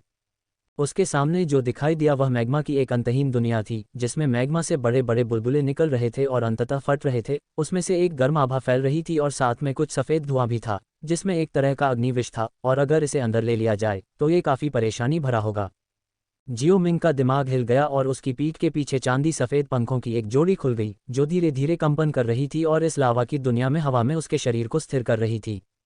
जैसे ही उसका शरीर हवा में तैर रहा था, जियाओमिंग ने सावधानी से चारों ओर देखा। उसने देखा कि यह मैग्मा दुनिया काफ़ी शांत थी, जिसमें लहरदार मैग्मा की आवाज़ स्पष्ट रूप से सुनाई दे रही थी, जिससे लोगों को दमनकारी और उदास महसूस हो रहा था। एक संक्षिप्त निरीक्षण के बाद जियाओमिंग को कुछ भी गलत नहीं मिला, और तभी उसने अपने पंखों को हिलाया और एक पहाड़ के किनारे पर पहुंच गया। उसने एक तलवार निकाली और अपनी कलाई को तेजी से हिलाया, और जैसे ही उसने मलबे को उड़ाया, कठोर पहाड़ी में लगभग 3 मीटर चौड़ा एक छेद दिखाई दिया। खुद को एकांत में रखने के लिए एक छोटी सी गुफा बनाना बहुत आसान था, और ऐसा करने के बाद जियाओमिंग तुरंत गुफा में क्रॉस लेग बैठ गया और अपने दाहिने हाथ में जो कुछ था उसे अपने मुंह में ठूंस लिया और गिरे हुए हृदय की ज्वाला स्रोत को सीधे निगल लिया। इसने जियाओमिंग के एकांत की आधिकारिक शुरुआत भी की। अध्याय 209 डू पूर्वज। चमकते आकाश क्यूई रिफाइनिंग टावर के तल पर दो संरक्षक बुजुर्ग उस छेद के प्रवेश द्वार पर क्रॉस लेग बैठे थे, जिससे जियाओमिंग पहले प्रवेश कर चुका था। एक ने सफ़ेद वस्त्र पहने हुए थे और दूसरे ने काले वस्त्र पहने हुए थे। ऐसा लग रहा था कि वे बहुत देर से बैठे थे, जब सफ़ेद वस्त्र वाले बुजुर्ग ने अपनी आंखें खोलीं और कहा, अरे कितना समय हो गया है, अभी भी नीचे कोई हलचल नहीं हुई है, और मुझे नहीं पता कि हमें कब तक बारी बारी से पहरा देना होगा। जल्दी क्या है? डू पूर्वज तक पहुंचना इतना आसान नहीं है। एकांत में लंबा समय बिताना सामान्य है। इसके अलावा यहाँ पहरा देने में कुछ भी गलत नहीं है। अग्निगुण ऊर्जा अत्यधिक संघनित है, इसलिए हमें साधना में आधे प्रयास से दोगुना परिणाम मिलेगा।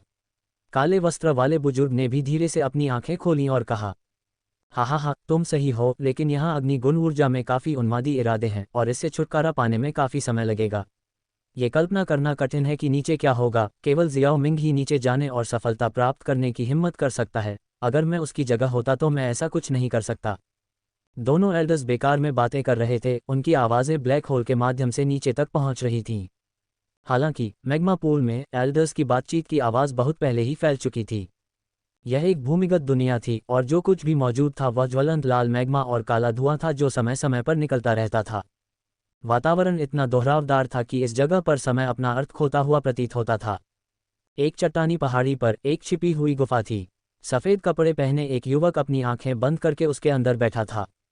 एक और अज्ञात समय के बाद लड़के की आभा अचानक बढ़ गई और एक राजसी आभा गुफा से परे मैग्मा दुनिया तक फैल गई, जिसने स्वर्ग और पृथ्वी को हिला दिया।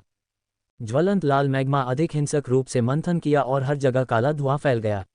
अचानक, जैसे कि मैग्मा से ऊर्जा खींच रहे हों, मैग्मा के कई मीटर लंबे स्तंभ आसमान की ओर उछले, फिर चट्टानी सतह से टकराए और सभी दिशाओं में फैल गए, जिससे ऐसा लगा जैसे मैग्मा ज्वलंत दुनिया पर बरस रहा हो। जाहिर है, इस शोरगुल वाली आवाज़ को सुनकर जियाओमिंग की आंखें धीरे धीरे खुलीं और तुरंत पहाड़ी गुफा में एक चमकदार आभा चमक उठी। आखिरकार मैं डू पूर्वज तक पहुंच गया हूं, लेकिन मुझे ठीक से नहीं पता कि कितना समय बीत चुका है। जियाओमिंग, जिसने अपनी आंखें खोली थीं, ने कुछ कर्कश आवाज़ में कहा। ज्यादातर लोग जो डू पूर्वज तक पहुंचते हैं, उन्हें वास्तव में एक सितारा डू पूर्वज तक पहुंचने से पहले अपेक्षाकृत लंबी समायोजन अवधि का सामना करना पड़ता है। गिरे हुए हृदय की लौ की ऊर्जा डू पूर्वज क्षेत्र में पहुंचने के लिए पर्याप्त से अधिक थी, लेकिन जियाओमिंग भी अपने क्षेत्र को मजबूत करने और क्षेत्र में समायोजन को गति देने के लिए कुछ और दिनों के लिए इस ऊर्जा समृद्ध दुनिया में रुका था। मैग्मा दुनिया में समय को पहचानना शुरू में मुश्किल था, इसलिए जियाओमिंग भी इस बात से अनजान था कि वास्तव में कितना समय बीत चुका है। हालांकि जियाओमिंग ने इस मामले के बारे में सोचना जारी नहीं रखा, बल्कि वह धीरे धीरे खड़ा हुआ और गुफा के प्रवेश द्वार के किनारे पर पहुंचा, फिर बिना रुके शून्य में चला गया। जियाओमिंग के पंख उसकी पीठ पर दिखाई नहीं दिए, लेकिन वह फिर भी शून्य में चला गया, और जैसे जैसे वह प्रत्येक कदम उठाता, उसके पैरों के नीचे एक हल्की लहर दिखाई देती। शून्य में चलना, यह एक डू पूर्वज पावर हाउस होने का संकेत था। यदि कोई इस स्तर तक पहुंचने में कामयाब हो जाता है, तो उसके पास पूरे महाद्वीप में किसी मजबूत व्यक्ति के रूप में पहचाने जाने के लिए बुनियादी स्थितियां होंगी, और अब जियाओमिंग इतनी कम उम्र में ही इस कदम पर पहुंच गया था। मैग्मा की दुनिया में लाल मैग्मा की बारिश अभी भी गिर रही थी, लेकिन जब मैग्मा की बारिश उसके चारों ओर आधे मीटर के भीतर आती, तो यह अपने आप ही फैल जाती, जैसे कि जियाओमिंग के चारों ओर एक अदृश्य अवरोध था। अपनी आभा द्वारा मंथन किए गए मैग्मा को देखते हुए जियाओमिंग की भौहें सिकुड़ गईं और उसके शरीर से सभी दिशाओं में एक और भारी आभा फूट पड़ी। जल्द ही मैग्मा दुनिया अपनी पिछली शांति में लौट आए। ये देखकर जियाओमिंग ने संतुष्टि के साथ सिर हिलाया, फिर हवा में स्थिर खड़ा रहा। धीरे धीरे उसने अपने शरीर की स्थिति का निरीक्षण करना शुरू कर दिया। सावधानीपूर्वक आत्मनिरीक्षण के बाद जियाओमिंग ने पाया कि उसका शरीर लगभग पूरी तरह से बदल गया था। न केवल उसकी मेरिडियन पहले की तुलना में 10 गुना से अधिक चौड़ी थी, बल्कि मेरिडियन और यहाँ तक कि हड्डियों के बाहर डू क्यूई क्रिस्टल की एक धुंधली परत भी थी, जो लगातार एक धुंधली आभा उत्सर्जित कर रही थी। अपनी हथेली को बंद करने और एक मुक्का मारने के बाद उसकी मुट्ठी के चारों ओर का स्थान विकृत हो गया और मैग्मा की दुनिया में एक कंप भेदी ध्वनि बूम सुनाई दी। यह एक मुक्का जियोमिंग की पूरी शक्ति से निष्पादित जुवानडू तकनीक से कई गुना अधिक शक्तिशाली था। अपने भौतिक शरीर का परीक्षण करने के बाद जियोमिंग अभी भी सतह पर नहीं गया, क्योंकि वह आदरणीय तियानहुओ द्वारा फॉलन हॉट फ्लेम को बुलाने की प्रतीक्षा कर रहा था जिसे उसने अभी अभी परिष्कृत किया था। अब जबकि जियानान अकादमी की फॉलन हॉट फ्लेम को उसके द्वारा परिष्कृत किया गया था, समझौते के अनुसार उसे एक शिशु फॉलन हॉट फ्लेम वापस करने की आवश्यकता थी। ये युवा ज्वाला स्वाभाविक रूप से आदरणीय तियानहुओ के हाथों में होगी। यदि आवश्यक न हो तो वह अपने स्वर्गीय ज्वाला स्रोत को बाहर नहीं निकालेगा, है न? बिना किसी मार्गदर्शक के अनंत मैग्मा दुनिया में आदरणीय तियानहुओ को खोजने की कोशिश करना निस्संदेह एक बहुत ही मूर्खतापूर्ण काम होगा। केवल तभी जब आदरणीय तियानहुओ ने गिरे हुए हृदय की ज्वाला को बुलाने की पहल की होगी, तभी जियोमिंग उसे सही तरीके से ढूंढ पाएगा। सौभाग्य से गिरे हुए हृदय की ज्वाला को निगलने के कुछ समय बाद ही उसे समय समय पर मैग्मा की गहराई से आने वाली अकथनीय आह्वान की अनुभूति होने लगी, इसलिए उसे आदरणीय तियानहुओ द्वारा उसका मार्गदर्शन न किए जाने की चिंता करने की जरूरत नहीं थी। आकाश में कुछ क्षणों की खामोशी के बाद फिर से बुलाने के इरादे को महसूस न करते हुए जियाओमिंग ने भौहें सिकुड़ना शुरू कर दिया, और जैसे ही वह आराम करने के लिए अपने द्वारा बनाई गई गुफा में लौटने वाला था, उसके चेहरे पर एक मुस्कान दिखाई दी, क्योंकि वह मैग्मा की सतह को घूर रहा था जैसे कि वह इसके आर पार देखना चाहता हो। तो तुमने आखिरकार इसे फिर से बुला लिया। उसने तुरंत अपनी भंडारण अंगूठी से एक कीमती तलवार निकाली और अपनी आस्तीन के एक झटके से तलवार ऊपर उठी और फिर एक काली छाया में बदल गई। अंत में ऊपर की पहाड़ी में इतनी जोर से घुस गई कि तलवार का शरीर सीधे कठोर पहाड़ में घुस गया जब तक कि मूठ का केवल एक हिस्सा बाहर नहीं रह गया।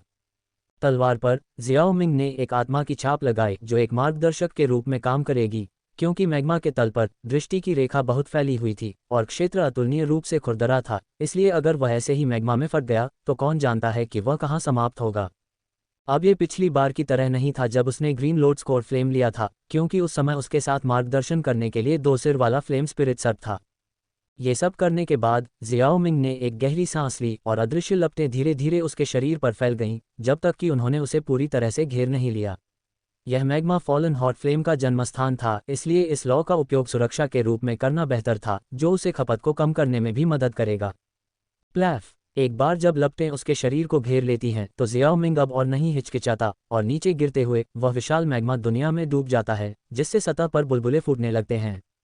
थोड़ी देर के बाद अंतहीन प्रतीत होने वाली मैग्मा दुनिया एक बार फिर से मौत के सन्नाटे में डूब गई, और केवल एक चीज जो पिछली बार से अलग लग रही थी वह थी पहाड़ी पर तलवार की मूठ, जो एक मार्गदर्शक प्रकाश की तरह एक फीकी रोशनी उत्सर्जित कर रही थी। अध्याय 210 आदरणीय तियानहुओ।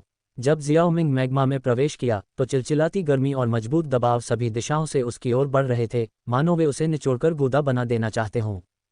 हालांकि जब फॉलन हॉट फ्लेम की अदृश्य लपटें उसके शरीर से बाहर निकलीं तो ये बाहरी प्रतिरोध शून्य हो गए, जिससे वे अब उसे प्रभावित नहीं कर पाए। यह क्षेत्र फॉलन हॉट फ्लेम का जन्मस्थान होने के योग्य है। इस सतह के मैग्मा का तापमान वास्तव में उस क्षेत्र जितना ही अधिक है जहां मुझे ग्रीन लोड स्कोर फ्लेम मिला था, और मुझे डर है कि आगे यह और भी अधिक होगा। जियाओमिंग इस निष्कर्ष पर तब पहुंचा जब उसका शरीर बहुत तेजी से डूब गया और उसने आसपास के मैग्मा के तापमान में परिवर्तन को विस्तार से महसूस किया। बेशक जियाओमिंग के लिए, जिसके पास अब एक डू पूर्वज की ताकत थी, दोनों के बीच बहुत अंतर नहीं था, क्योंकि उनमें से कोई भी उसे प्रभावित नहीं कर सकता था। असीमित और अंतहीन मैग्मा में जियाओमिंग की आंखें केवल लाल रंग देख सकती थीं, एक भयावह रंग जिसे अपनी यात्रा के दौरान सहन करना सबसे कठिन था। लेकिन वह इसका आदी था, क्योंकि वह शुरू से ही एक नीरस और थकाऊ साधना जीवन जी रहा था, इसलिए इसका उस पर बहुत कम प्रभाव पड़ा। आह्वान की भावना के बाद उसने खुद को अज्ञात समय के लिए मैग्मा में डुबो दिया और दोनों तरफ देखने पर भी उसकी आंखों में लाल रंग दिखाई दिया। अगर मैग्मा में प्रवेश करने से पहले उसने अपनी तलवार की मूठ पर आत्मा का निशान नहीं लगाया होता तो वह पहले ही अपना रास्ता खो चुका होता, और इस मैग्मा दुनिया में अपना रास्ता खोना निस्संदेह मृत्यु का कारण बनता। अचानक उसके शरीर को ढंकने वाली अदृश्य लपटें एक ज्वलंत आभा में फूट पड़ीं, जो उसके नीचे थोड़ी दूर पर एक मैग्मा भंवर को रोशन कर रही थी। मैग्मा भंवर से एक फीकी चमक उत्सर्जित करने वाला पारदर्शी प्रकाश का एक चक्र उभरा। चून की प्रकाश का चक्र पारदर्शी था, इसलिए इसने जियाओमिंग की दृष्टि को बाधित नहीं किया। वह जो देख सकता था वह एक लाश थी जो पहले से ही हड्डियों में बदल चुकी थी, और कंकाल के ऊपर एक ज्वाला मंडरा रही थी। ज्वाला पारदर्शी थी, एक अदृश्य आकृति की तरह। ये गिरे हुए हृदय की ज्वाला केवल एक सिर के आकार की थी, और इससे निकलने वाला तापमान उस गिरे हुए हृदय की ज्वाला से बहुत कम था जिसे अभी अभी जियाओमिंग ने निगल लिया था। जियाओमिंग, जिसने एक बार शिशु गिरी हुई हृदय ज्वाला प्राप्त की थी, जानता था कि उसके सामने ये गिरी हुई हृदय ज्वाला भी शिशु अवस्था में थी। बेशक किसी को इस तथ्य पर ध्यान देने की जरूरत नहीं थी कि यह स्वर्गीय ज्वाला केवल अपने शिशु अवस्था में थी। आखिरकार यह अभी भी एक स्वर्गीय ज्वाला थी, और एक स्वर्गीय ज्वाला के लिए आकार लेना काफी कठिन था, जिसके लिए अनगिनत वर्षों के संचय की आवश्यकता थी। और यह अदृश्य ज्वाला, जो बहुत भयंकर नहीं लगती थी, बहुत लंबे समय से अस्तित्व में नहीं थी, और इसमें वे सभी कार्य थे जो एक गिरी हुई हृदय ज्वाला में होने चाहिए। मैंने आखिरकार इसे पा लिया। अपने सामने स्वर्गीय ज्वाला को देखते हुए जियाओमिंग की आंखों में खुशी की एक झलक चमक उठी, और फिर अपने शरीर की एक हरकत के साथ वह प्रकाश के घेरे के अंदर भाग गया। जैसे ही वह प्रकाश के घेरे में घुसा, एक आत्मा का उतार चढ़ाव उसके अंदर से गुजरता हुआ प्रतीत हुआ, और गिरे हुए हृदय की ज्वाला को महसूस करने के बाद वह स्वेच्छा से पीछे हट गई, और जियाओमिंग आसानी से प्रकाश के घेरे में प्रवेश करने में सक्षम हो गया। जब वह कंकाल से दूर जमीन पर उतरा तो जियाओमिंग के शरीर पर अदृश्य ज्वाला एकाग्र हो गई, और उसकी नज़र एक मानव सिर के आकार की अदृश्य ज्वाला की ओर गई, लेकिन उसने जल्दबाजी में काम नहीं किया। आदरणीय तियानहुओ की बची हुई आत्मा अभी तक प्रकट नहीं हुई थी। एक पल बाद हड्डियों से अचानक सफ़ेद रोशनी का एक विस्फोट हुआ। सफ़ेद रोशनी धीरे धीरे एक मानव आकृति में परिवर्तित हो गई, और जब सफ़ेद रोशनी फैल गई तो जियाओमिंग की आंखों के सामने एक स्पष्ट मानव आकृति दिखाई दी। आकृति ने सफ़ेद वस्त्र पहने हुए थे, उनकी दाढ़ी और बाल बर्फ की तरह सफ़ेद थे, और उनका चेहरा एक बुजुर्ग जैसा था। गिरते हुए हृदय की ज्वाला, मुझे उम्मीद नहीं थी कि तुम समर्पण करोगे। मायावी आकृति ने जियाओमिंग को देखा और फिर धीरे से कहा, उसकी आवाज़ में छिपे अर्थ के साथ। जियाओमिंग के चेहरे पर एक हल्की मुस्कान दिखाई दी। उसे मानव आकृति की उपस्थिति के बारे में कोई घबराहट नहीं थी। एक अवशिष्ट आत्मा बस एक अवशिष्ट आत्मा थी, और इसका उस पर बहुत अधिक प्रभाव नहीं पड़ा। जियाओमिंग ने अपने हाथों को मोड़ा और मुस्कुराया। जियाओमिंग सीनियर को बधाई देता है। मायावी आकृति ने जियाओमिंग की विनम्रता पर कोई ध्यान नहीं दिया। उसकी नज़र एक पल के लिए उस पर टिकी रही, फिर उसकी हथेली लहराई, फिर उसकी अभिव्यक्ति बदल गई। उसने अभी अभी गिरते हुए हृदय की ज्वाला को बुलाने का प्रयास किया था। हालांकि गिरे हुए हृदय की ज्वाला ने उसके बुलाने पर कोई प्रतिक्रिया नहीं दी, जिससे मानव आकृति ने अविश्वास में अपना हाथ फिर से हिलाया। वरिष्ठ, फिर से प्रयास करने की कोई आवश्यकता नहीं है। मुझे अभी भी ज्वालाओं को नियंत्रित करने का कुछ अनुभव है। शायद ये गिरे हुए हृदय की ज्वाला एक बार आपके द्वारा परिष्कृत की गई थी, लेकिन अब जब यह मेरे द्वारा परिष्कृत की गई है तो आपके लिए इसे नियंत्रित करने की क्षमता रखना असंभव है। आदरणीय तियानहुओ को देखते हुए, जिनकी अभिव्यक्ति में भारी बदलाव आया था, जियोमिंग ने शांति से कहा, यदि आदरणीय तियानहुओ अभी भी उस स्वर्गीय ज्वाला को नियंत्रित कर सकते हैं जिसे उन्होंने परिष्कृत किया था, तो वे एक 7वें स्तर के कीमियागर एक मजाक बन जाएंगे। ये सुनकर आदरणीय तियानहुओ ने अपनी हथेली वापस खींच ली। उनकी आंखों में निराशा के निशान दिखाई दे रहे थे, क्योंकि उनकी अभिव्यक्ति लगातार गंभीर होती जा रही थी। मैं सीनियर कहलाने के लायक नहीं हूँ। तुम सच में एक अद्भुत प्रतिभा हो। मैं याओ तियानहुओ हूँ। वास्तव में मैं इस फॉलन हॉट फ्लेम का पिछला मालिक हूँ। तुम इतने युवा हो और फिर भी तुम्हारे पास पहले से ही इतनी ताकत है, और फ्लेम कंट्रोल की कला में तुम बहुत कुशल भी हो। तुम सच में इस बूढ़े आदमी को शर्मिंदा करते हो। मैंने जो कुछ भी किया उसके लिए कृपया मुझे दोष न दें। मेरा इरादा ज़बरदस्ती स्वर्गीय लॉ को चुराने का नहीं था। मैंने बस इस स्वर्गीय लॉ को नहीं देखा था जिसे मैंने लंबे समय से परिष्कृत किया था, इसलिए मैं इसे देखकर थोड़ा खुश था। अब तुम मेरी स्थिति जानते हो। सख्ती से कहूँ तो मैं पहले ही मर चुका हूँ, और इतने सालों के बाद मेरी आत्मा थक चुकी है। अब तुम जो मुझे देख रहे हो वह सिर्फ एक बची हुई आत्मा है। मैं तुम्हें कोई नुकसान नहीं पहुंचा सकता। जियाओमिंग ने मुस्कुराने से पहले थोड़ा सिर हिलाया। वरिष्ठ, चिंता मत करो। मैं देख सकता हूं कि तुम अच्छी स्थिति में नहीं हो। यदि तुम मुझे गिरे हुए हृदय की लौ सौंप दो तो मैं तुम्हें इस जगह से बाहर ले जा सकता हूं। हालांकि वह अब बलपूर्वक इसे लूट सकता था। याओ तियानहुओ जैसे लोगों के लिए जियाओमिंग अभी भी व्यापार करना पसंद करता था, और केवल उन लोगों का सामना करने पर जिनसे वह संवाद नहीं कर सकता था, जैसे कि ब्लैक कॉनक क्षेत्र के लोग। तब जियाओमिंग पहले हिंसक साधनों का उपयोग करता था। याओ तियानहुओ की मुस्कान अपरिवर्तित रही, लेकिन थोड़ी उदासी के साथ। यह उचित है, लेकिन मेरी आत्मा की वर्तमान स्थिति के साथ, भले ही मैं अभी छोड़ दूं, मेरे पास केवल 5 या 6 साल और बचे हैं। मैं वरिष्ठ की आत्मा की मरम्मत कर सकता हूं, और जब मुझे बाद में मौका मिलेगा तो वरिष्ठ को एक और शरीर को परिष्कृत करने में मदद करना असंभव नहीं है। जियोमिंग ने धीरे से कहा। हानफैंग की आत्मा अभी भी उसके हाथों में थी, और शरीर को परिष्कृत करने की विधि याओ लाओ के पास थी। जब उसके साथ आत्मा कौशल का आदान प्रदान करने का समय आएगा तो वह इसके साथ विधि भी मांगेगा। जब तक वह याओ तियानहुओ के लिए एक शरीर को परिष्कृत करता है और उसे एक फंगस ग्रीन पिल देता है, जो एक डू वेनेरेट की अधिकांश ताकत को बहाल कर सकता है, और जिसे उसने पहले सिम्युलेटर से प्राप्त किया था, तो ये बैकअप के रूप में एक डू वेनेरेट होने के बराबर होगा।